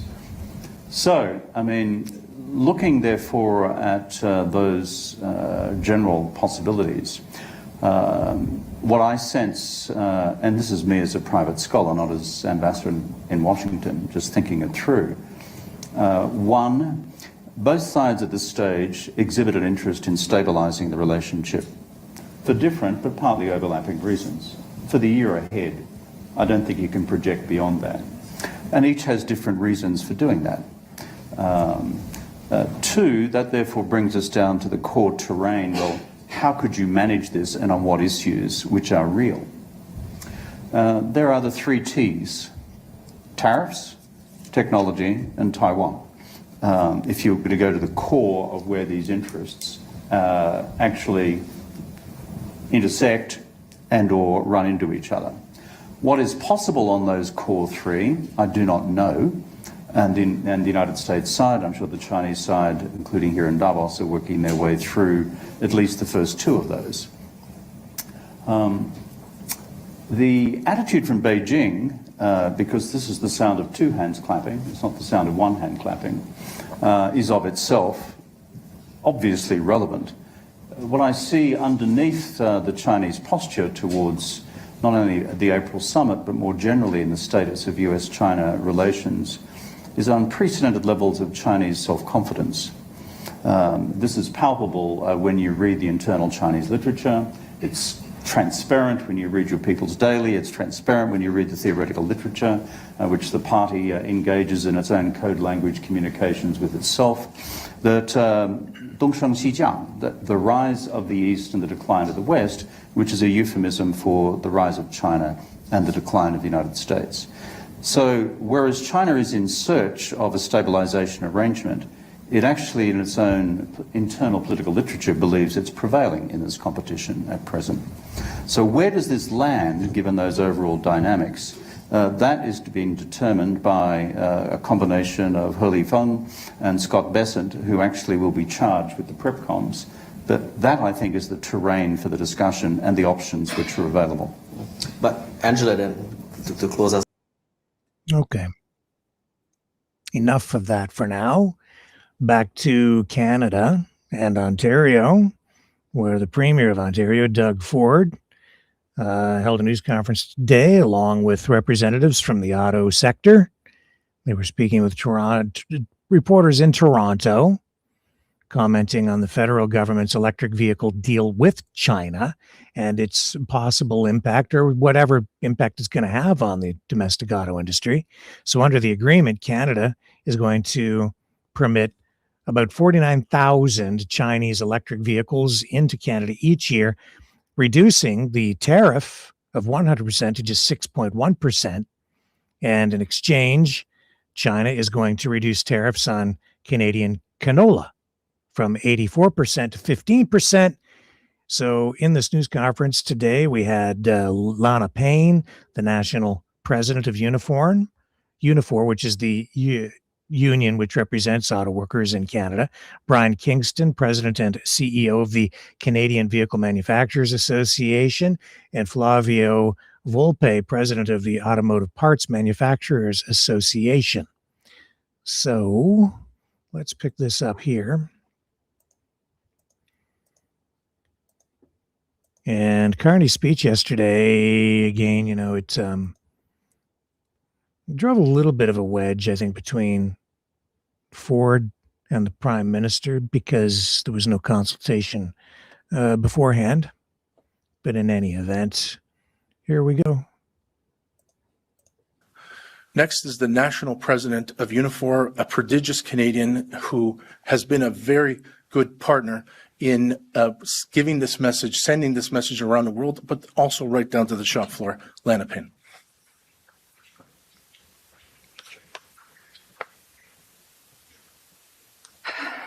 Good morning, and thank you to Premier Ford and to my partners here in the auto industry for this invitation to be here today, along with obviously Flavio and Brian.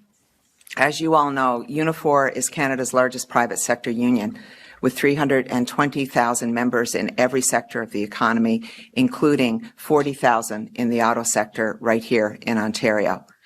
And like so many workers who've been impacted by the tariffs from the Trump administration, auto workers are extremely, extremely worried about their future.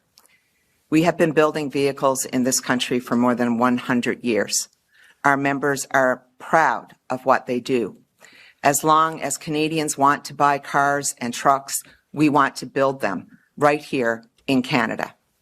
Auto workers have been on the front lines of this trade war since last February, fighting to protect their jobs, their plants, and their communities. And that's why this China deal is a hard pill for them to swallow right now, because they've seen this movie before, where their jobs end up on the chopping block because of some trade negotiation. Opening up the Canadian market to cheap China-owned EVs worsens the situation we have already, where more and more countries in Canada. We cannot sustain an auto industry or the jobs that depend on it if vehicles are no longer built here. Given China's massive, and I say massive, overcapacity in EV production, there is little reason for those companies to establish real and meaningful manufacturing operations in our country. As of today, we have given market access without guarantees or any real commitments. And even if investment were to materialize. Experience in other parts of the world shows the core supply chain remains in China, supported by heavy state subsidies, as Flavio has said, very, very low wages, and suspect labor conditions, while parts are shipped in for final assembly. This model creates few jobs and fails to establish a meaningful or durable industrial base. Look, there's no sugarcoating this. We are in the fight of our lives here, fending off Trump's tariffs, and that fight just got a little harder. We must collectively come together to stabilize and protect the auto sector we have so we can actually have a future one. It is, after all, foundational to an advanced manufacturing sector in this country and indeed our entire industrial economy. Failing to defend today's auto jobs and supply chains and manufacturing capacity means surrendering the future of the industry altogether. And it is workers, the people who I represent, who will pay the heaviest price. Indeed, they are already paying the heaviest price. Right now, 2 Canadian auto plants are currently idled. GM Cami Assembly in Ingersoll and Stellantis Brampton Assembly. We were on a path to build affordable EVs at Brampton, but that also means we must all work together to make Stellantis live up to its commitment. We have been building the EV future with investments in places like Windsor at the Nexstar battery plant and in St. Thomas with PowerCo's facility. Yet, right now, nearly 4,000 uniform members are without work, with further losses rippling throughout the supply chain. In addition to Ingersoll and Brampton, the upcoming elimination of a shift at General Motors in Oshawa will impact more than 1,000 workers at that assembly plant and also along the auto parts chain. It's devastating out there. And yes, the root of the problem are Trump's tariffs. Make no mistake about that. No one has been clearer about that than this union from day one to today. The immediate priority for all of us, for the auto sector, must be to get these plants back into operation and stabilize this sector for the workers who depend on it. That must be job one. The federal government is expected to announce details of a new auto policy in the coming weeks, and we know that Minister Jolie has been working very hard at this. Automakers that build and assemble vehicles and support jobs in Canada should be rewarded as long as they live up to their commitments to the workers of Canada. But the free ride has to end for companies that enjoy full access to our markets while investing nothing in Canadian production. Today, more than 40% of the cars and trucks sold in Canada are made by automakers with zero, absolutely zero manufacturing footprint here. That is not sustainable. The China deal just made that situation worse. Any credible federal auto policy must come down to a simple rule. If you want to sell vehicles in Canada, you need to build in Canada and employ Canadian workers. This is our message as a union, and we're sending it loud and clear on behalf of the tens and thousands of Canadian auto workers who are depending on action. Now, I'd like to turn things over to Premier Doug Ford, who has been fighting every single day with us to defend this auto industry and the jobs of auto workers all across this province. Thank you very much. Thanks so much, Larry. Thank you. Well, good morning, everyone. I'd like to begin by thanking our guests. You just heard from Lana Payne, Unifor National President, Flavio Volpe, President of the Automotive Parts Manufacturers Association, and Brian Kingston, President and CEO of the Canadian Vehicle Manufacturers Association. Together, Lana, Flavio, and Brian represent the workers, the automakers, and parts makers across the auto supply chain. This is an industry that employs 500,000 workers, many of them unionized, and contributes nearly $16 billion to Canada's economy. Together, we're sending a united message about the need to stand up in defense of Canada's economy, our auto workers, and workers across our great province. Over the last few days, we've watched as President Trump has threatened Greenland, he's threatened Canada, he's threatened NATO allies. President Trump remains relentless in his campaign to create a more unstable, unsafe, and uncertain world. There's never been a more important time for Team Canada to stay united. There's never been a more important time to deliver on our plan to protect Ontario. Last week, Prime Minister Carney announced a deal with China that will allow thousands of cheap, made-in-China electric vehicles into Canada's market. I've been clear about my concerns with this deal.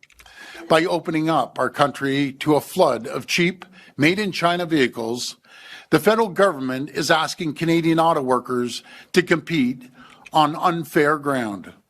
We've seen what happens when cheap Chinese vehicles enter Western markets. Factories have closed, workers have lost their jobs. That's the risk this deal is creating right here in Ontario.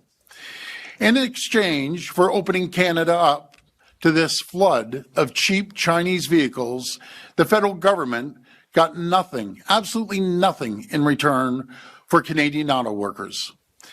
And that's why we're here today. My focus and the focus of the leaders with me today is to find a solution that works for all Canadians. We need to find a path forward that protects Canadian auto workers and good-paying union jobs. Instead of importing vehicles, we should be making vehicles by Canadian workers, using Canadian steel, respecting Canadian specs and standards, leveraging Canada's supply chain. And if the Chinese are serious about making investments and creating auto jobs here in Canada, then show us proof. Canadian auto workers can't feed their families with hypothetical commitments about investments that might happen 5 years or a decade from now.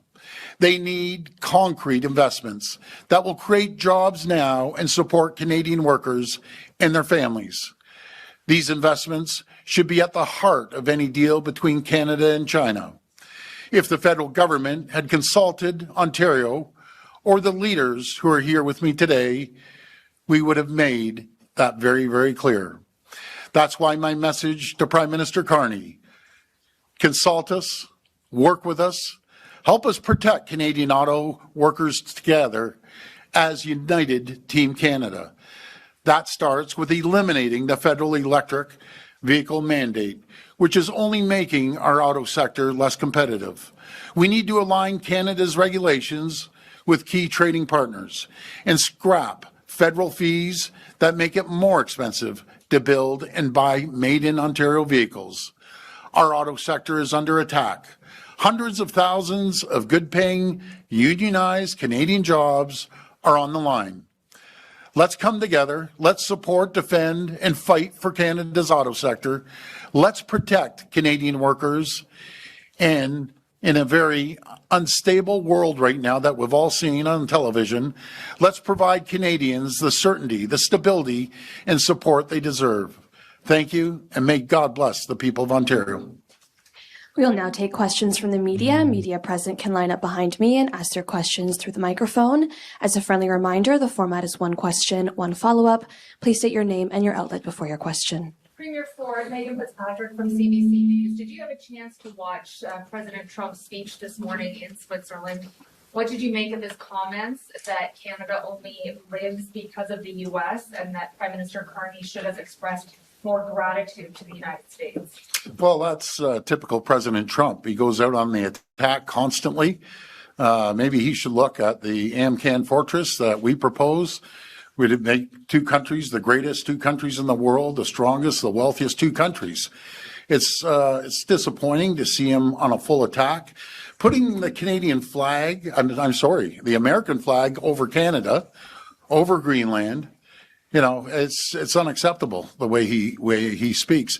Why doesn't he look at the nickel, the 70% of the nickel that comes from Sudbury to keep his military going, manufacturing, and aerospace and manufacturing? Why doesn't he look at the uranium that comes from Saskatchewan and gets refined in Port Hope? Why doesn't he look at the potash that's coming from Saskatchewan to keep his farmers going? How about the aluminum coming from Quebec? That's what he should be looking at. He's fortunate to have us. We love our American friends south of the border. There's one person that's causing upheaval, not just here in Canada, but around the world, and that's President Trump.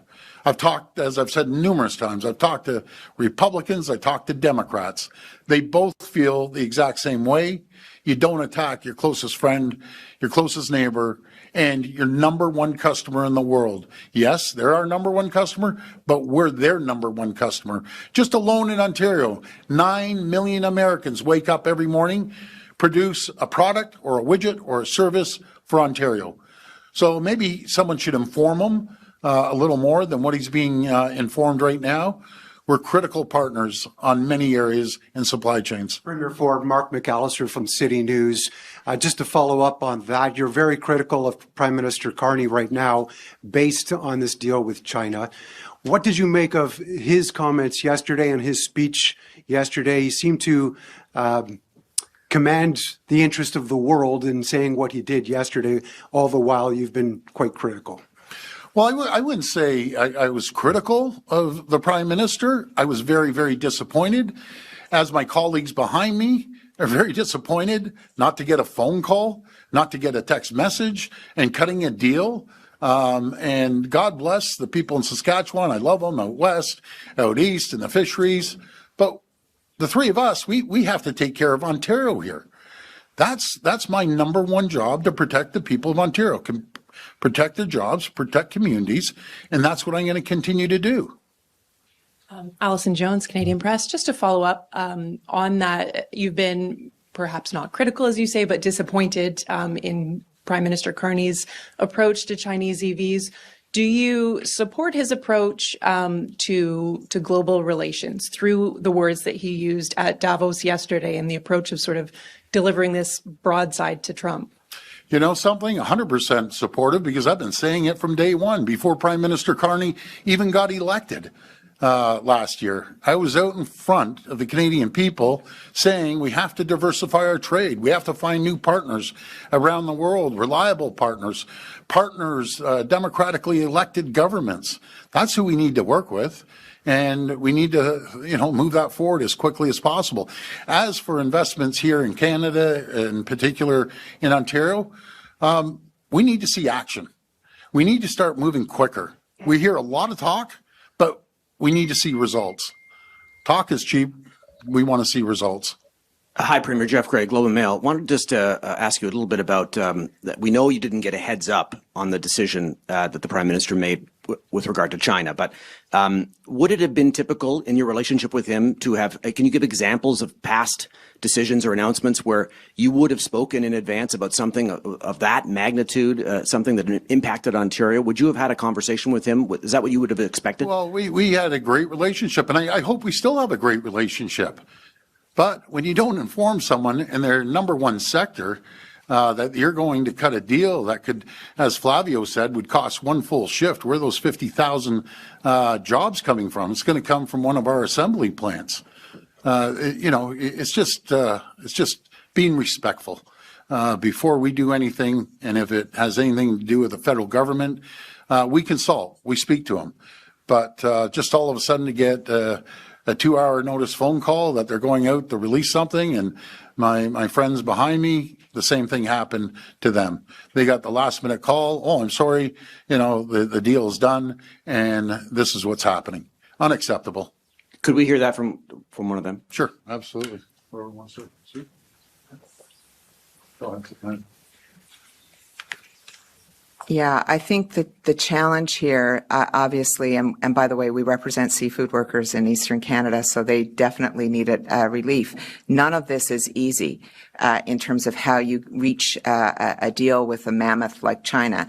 But the reality is, were there not other things that we could have been doing here to make sure that we weren't doing this in terms of what has happened around the vehicle side of things? We have been clear to the government of our position on this. We've made numerous submissions. We've been clear before they went to China that we needed to make sure that we were protecting the auto industry in any discussions over there. And of course, all of you were reporting out before the Prime Minister went to China regarding the fact of what was on the table. I mean, everyone in the world was aware of this. The point being is that we need to go into these negotiations and make sure that we are putting our best foot forward, protecting everyone that we can, but not getting caught into this situation where we're trading off one part of the country for the other, one sector for the other. If we're going to have a true Team Canada approach here, we have to be able to bring people to that conversation ahead of time. Maybe there are ways that we can, yes, influence, but maybe there's also another deal that can be had when people who understand the industry are actually providing that input. If I could carry on, I would say to you one very important thing about the Prime Minister's speech last night. There were many important things. But his call to action by middle powers in the world to come together and form an alliance to be able to in some way push back around what we are seeing from the United States right now, I believe is critically important. That is what we needed to see last year when the U.S. first launched its trade war against Canada and the world. We needed to see a coalition of the willing coming together to be able to form a fortress to be able to push back. And hopefully we are in a place where that can happen now, which can change some of the conditions of what we're seeing in terms of trade negotiations with the United States. I would also add that the cake is baking in the United States right now. Their economy is suffering, particularly their manufacturing part of their economy. The very thing that Donald Trump said that he was going to make better is actually worse because of these tariffs. Tariffs on aluminum, on steel, on the auto sector are all impacting workers in the United States right now too. So the conditions that he is dealing with in the United States are starting to change in this moment. Like many of you and like our Prime Minister, I'm very concerned about the condition that we find ourselves in the world. But that doesn't mean that we take our eye off what we have to do here in Canada, which is we have to support Canadian workers through this. We have to make sure that we have strong industrial policy that does support Canadian workers, and that's where we need to keep our focus. And we have to be aware that trading off one sector for the other in Canada is going to leave at least one sector very unhappy, and in this case, a very big sector that contributes a lot to the Canadian economy.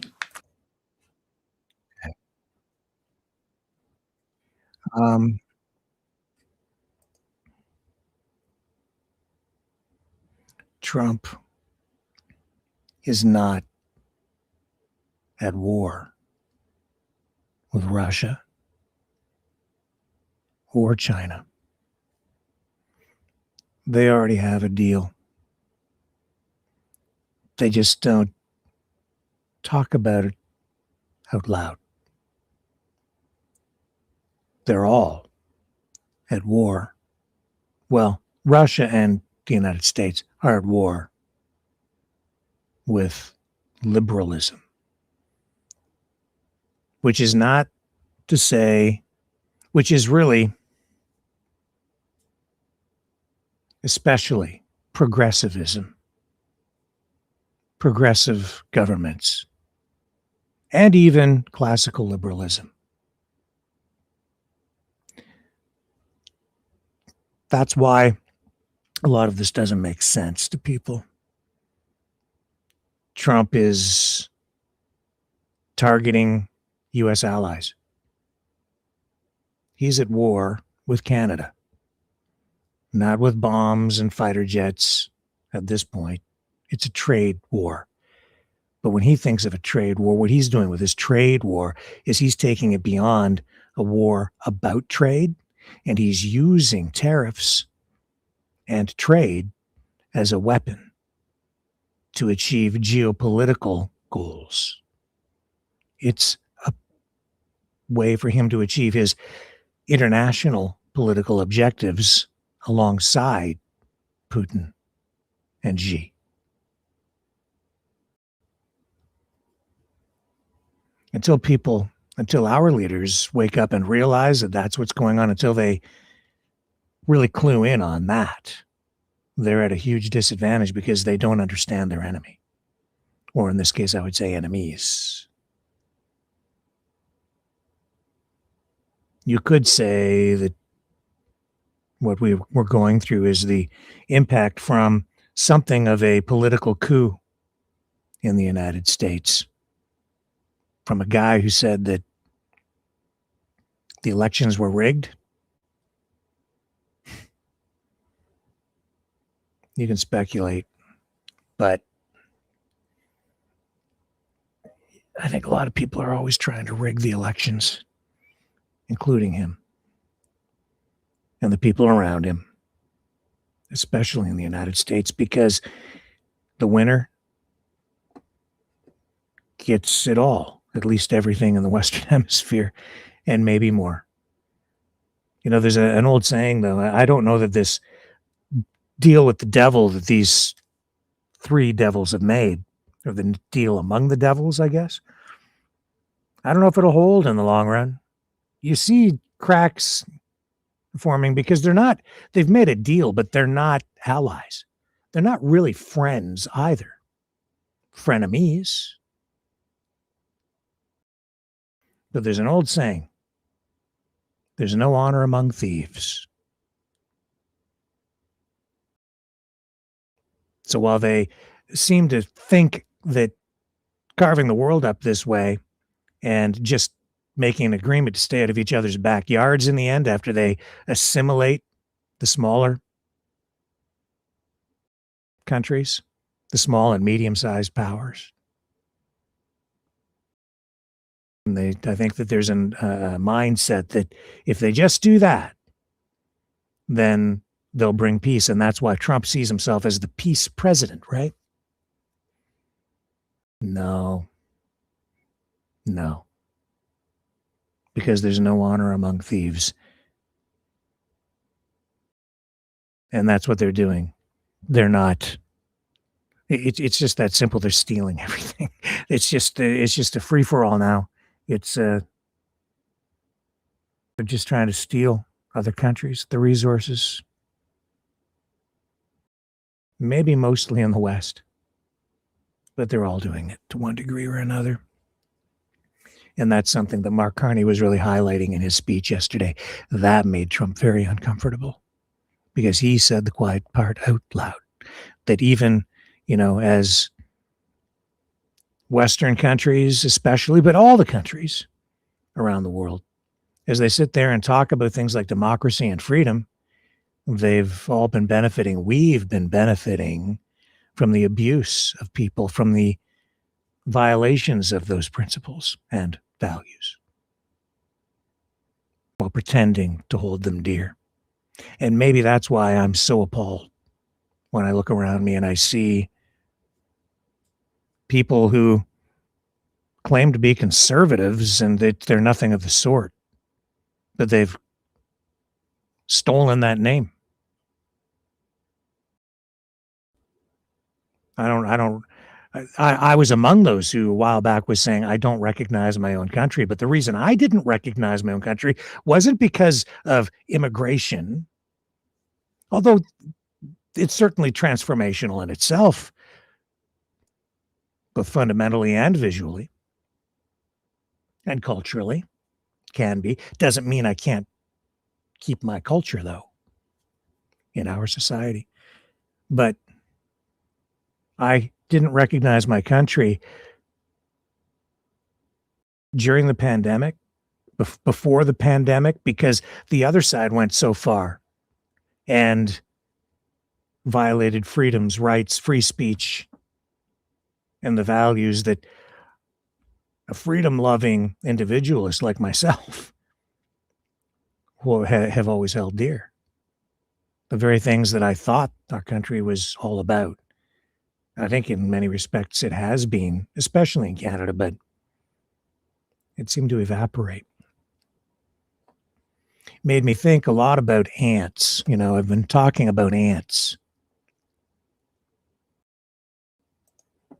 And the other night I was sleeping and thinking. And I said to myself, what if, this isn't an original question, I'm sure of that, but I have thought of this before. I thought about it because of everything going on, because you've got, you know, the giant superpowers, the big powers, and then thinking about us, looking at what went on in Davos as Trump was speaking. And you see these people, they are all incredibly wealthy. They have power. And if they don't have immense wealth, they still have power and influence. They are people of consequence. And so Trump's up there at the podium right now. He's speaking. He's acting like he's going to teach everybody a lesson because he's the man. He's in power. He's got all the answers. Now, I'm going to show you. That's part of the goddamn problem, frankly. The attitude. I'm in charge now, and you're all going to pay. It's revenge time. Unapologetic, right? Not going to apologize for anything, even if I'm wrong. Well, you should. And then out in the audience, Gavin Newsom on the other side. But I'm watching Newsom, and I'm thinking to myself, what would happen if he becomes president and he's up on the stage, and what is he going to do once he's in? Will he be responsible? Will he defend freedom in the way that I have always thought of freedom? Or are we going to go back to crazy town the other way? Extremes. They're all extremists with power. And what about us? We're just little ants. Then I thought to myself, as all this is going on and all this stuff is shifting and these guys have a plan and they're going to do this thing over here, and the political pendulum swinging back from the left to the right and the right to the left and wiping people out in between swings. And then I thought, just philosophically, theoretically, what if human beings are just like other living organisms, like ants? Like maybe we are just living in a life cycle and we're in the middle of it. Maybe all this choice that we think we have is just an illusion. Maybe we're just going through the motions. Maybe that's why it all seems so insane sometimes. Maybe everything we are doing is just like following a cycle. While we think we have choice, maybe we're just going through this cycle, and our colony is just at some stage of life. We don't really know where we came from because we were just born into a colony, right? We don't know. Like, do you remember being born? I don't remember being born. Do human beings even know where we came from? No. We speculate. We keep digging into the past through archaeology to try and figure out what is human history. Where did we really come from? Did we come from the goo in a swamp and crawl out and evolve into human beings? Or did we arrive here on some spaceship? Or did God just create us? And we think we're different because we seem to have a conscience and the ability to reason and think, but maybe we're just a colony of humans living and expanding and going through a cycle like a bunch of ants. When I was a kid, I thought about that very thing, because when I was a kid, my friends and I, we used to play with ants and watch them.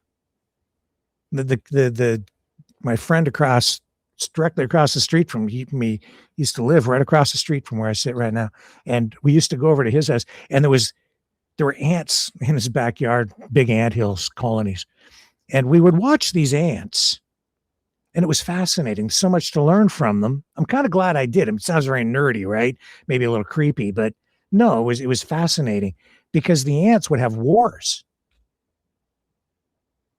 This is stuff going on all around us, and we're not really paying any attention to it, right? But when you're a kid, you get focused on these little things, which are huge things.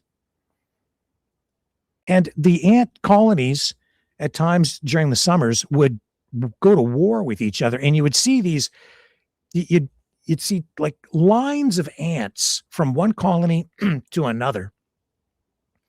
And these worker ants, army ants, soldiers, they would be carrying like eggs that they had raided from the other colony, and they would take those back to their colony if they were winning the war, if they were dominating and destroying the weaker colony, and they would take the eggs back, and you could see them carrying them, and they carry them right down into those holes and into the earth.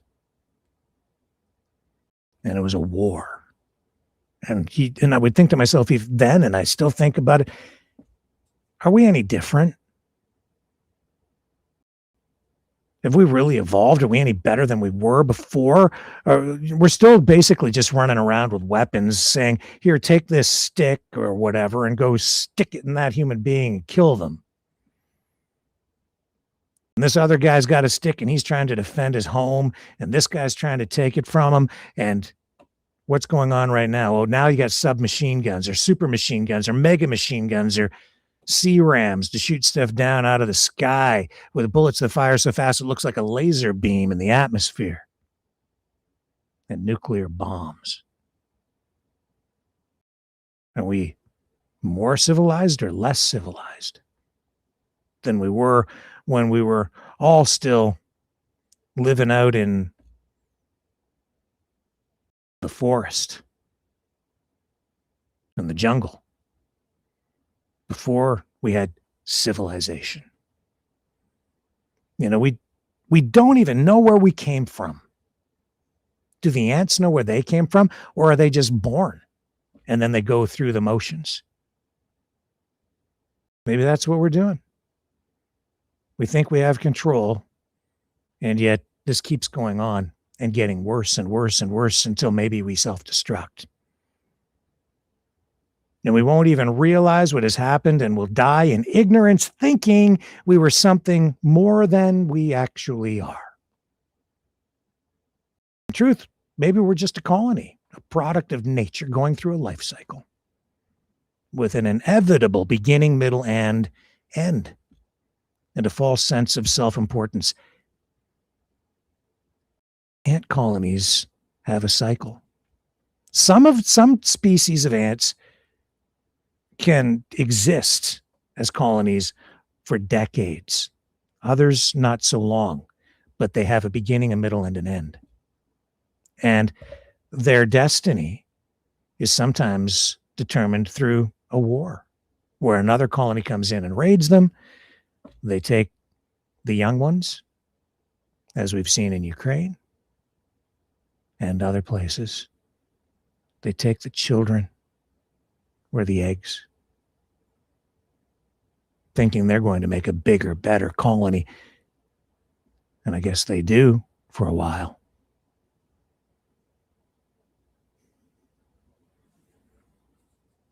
Humanity, are we a superorganism? Are we like an ant colony, blindly navigating a predetermined life cycle under the guise of choice and self-importance? This is a perspective that echoes ideas in biology, sociology, existential thought,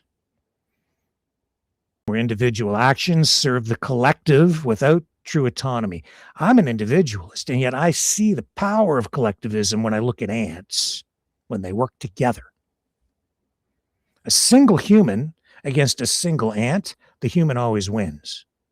But you put a bunch of humans together in a collective and put them up against a collective of ants, and the humans don't always win. Sometimes we lose. Sometimes enough ants together will eat your house. Donald Trump should remember that, or learn that. So let's just look at it closer. You take a look at established concepts. So this idea aligns with the notion of a superorganism, right? which is what biologists, it's a term that they use for highly integrated social units where individuals function like cells in a body, prioritizing the group's survival over personal independence. And ant colonies exemplify that. The worker ants, they forage. You're just a worker ant, right? You're an auto worker. Soldiers defend. You're a soldier. And the queen reproduces and lays the eggs, which are stolen in wars. So our societies exhibit the division of labor. You have farmers, builders, leaders, collective problem solving, and even reproduction through cultural expansion, colonization. It's a lot like how ant colonies bud off new nests. You know, some of these colonies, they produce new queens and they fly off and they make a new colony.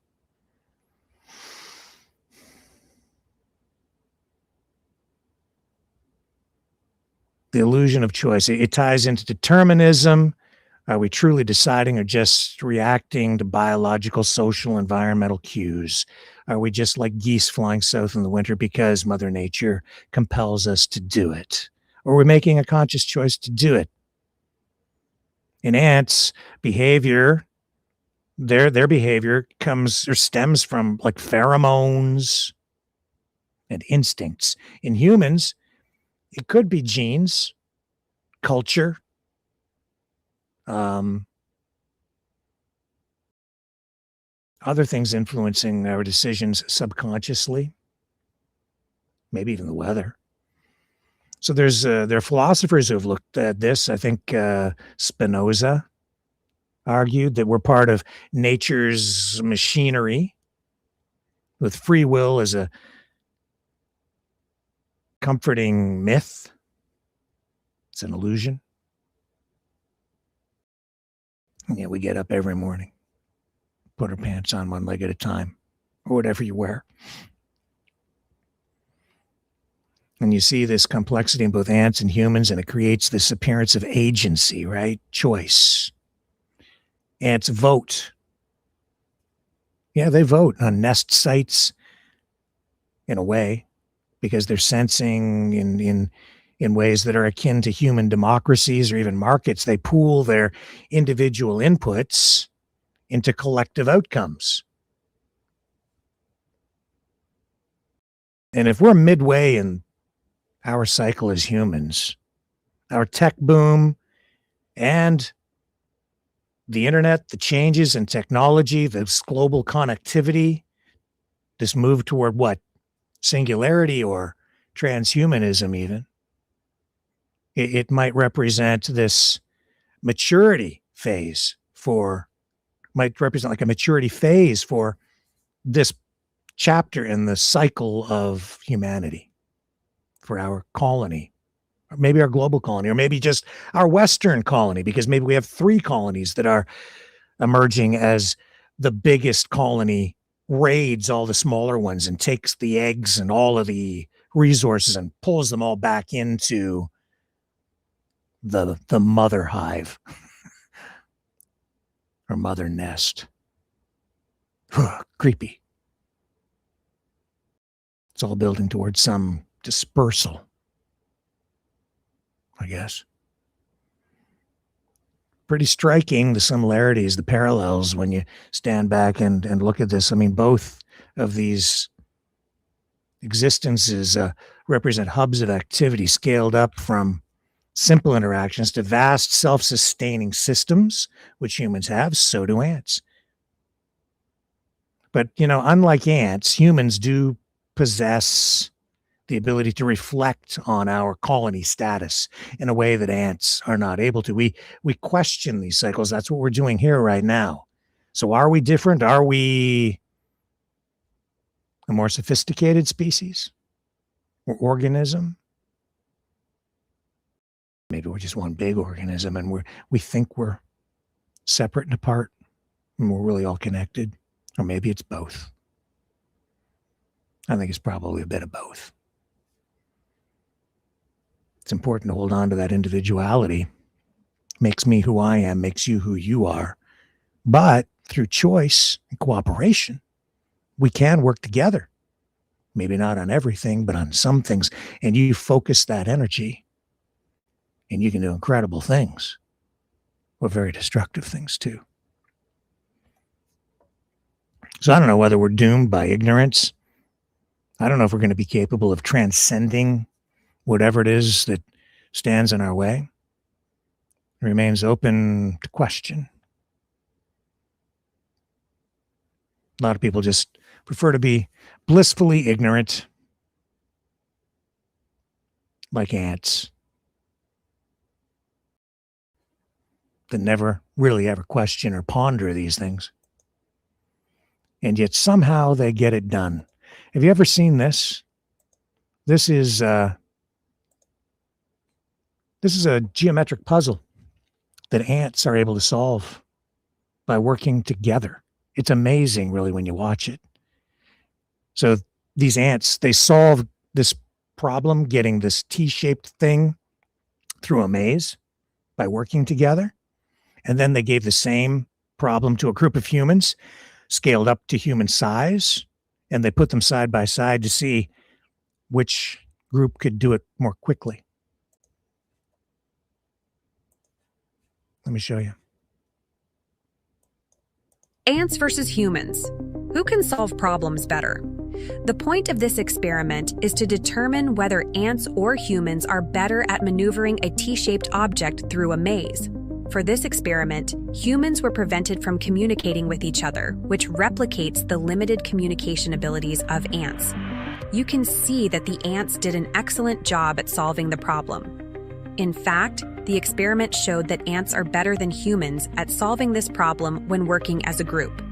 Ants' moves were done strategically. Human groups, on the other hand, didn't show the same level of coordination and cooperation as ants did. Humans were going after short-term solutions that seemed efficient, but were less effective overall. This is likely because each human in the group wanted to move the object in their own way. Ants, on the other hand, acted as a single unified entity with one shared goal. Ants versus... Pretty cool. See?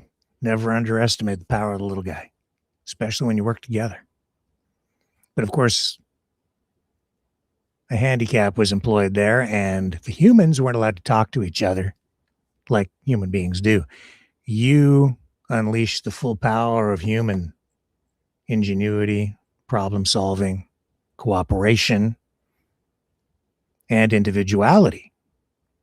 Well, now you've got something. Working with your friends. Yeah, that can get you someplace. Like an assembly line, building cars, like little black Corvettes, little black Vets. See you tomorrow night. Hope those auto workers keep their jobs. We're getting new ones. We're working on it. See you at 7 p.m. Eastern. Mañana on the flip side.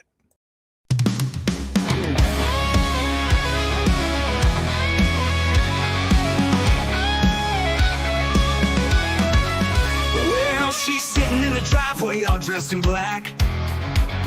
Got that slick paint, you know she got the knack.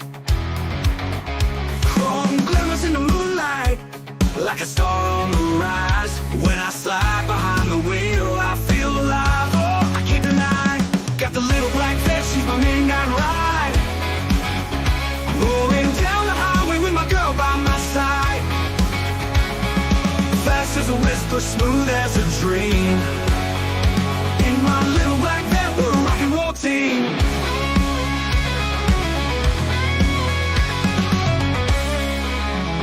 Leather seats and a rumble that shakes the ground.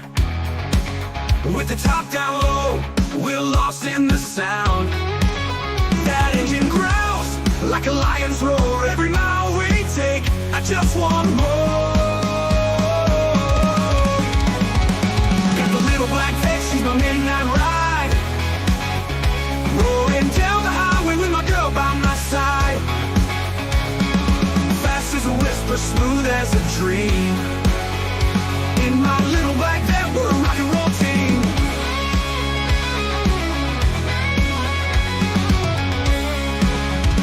Oh, the world slows down when we hit that street. The wind in our hair can't beat me.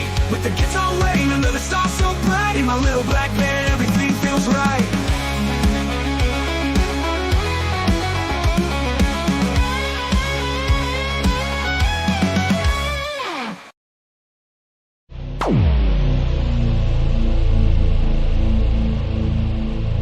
This has been a Maverick Multimedia production.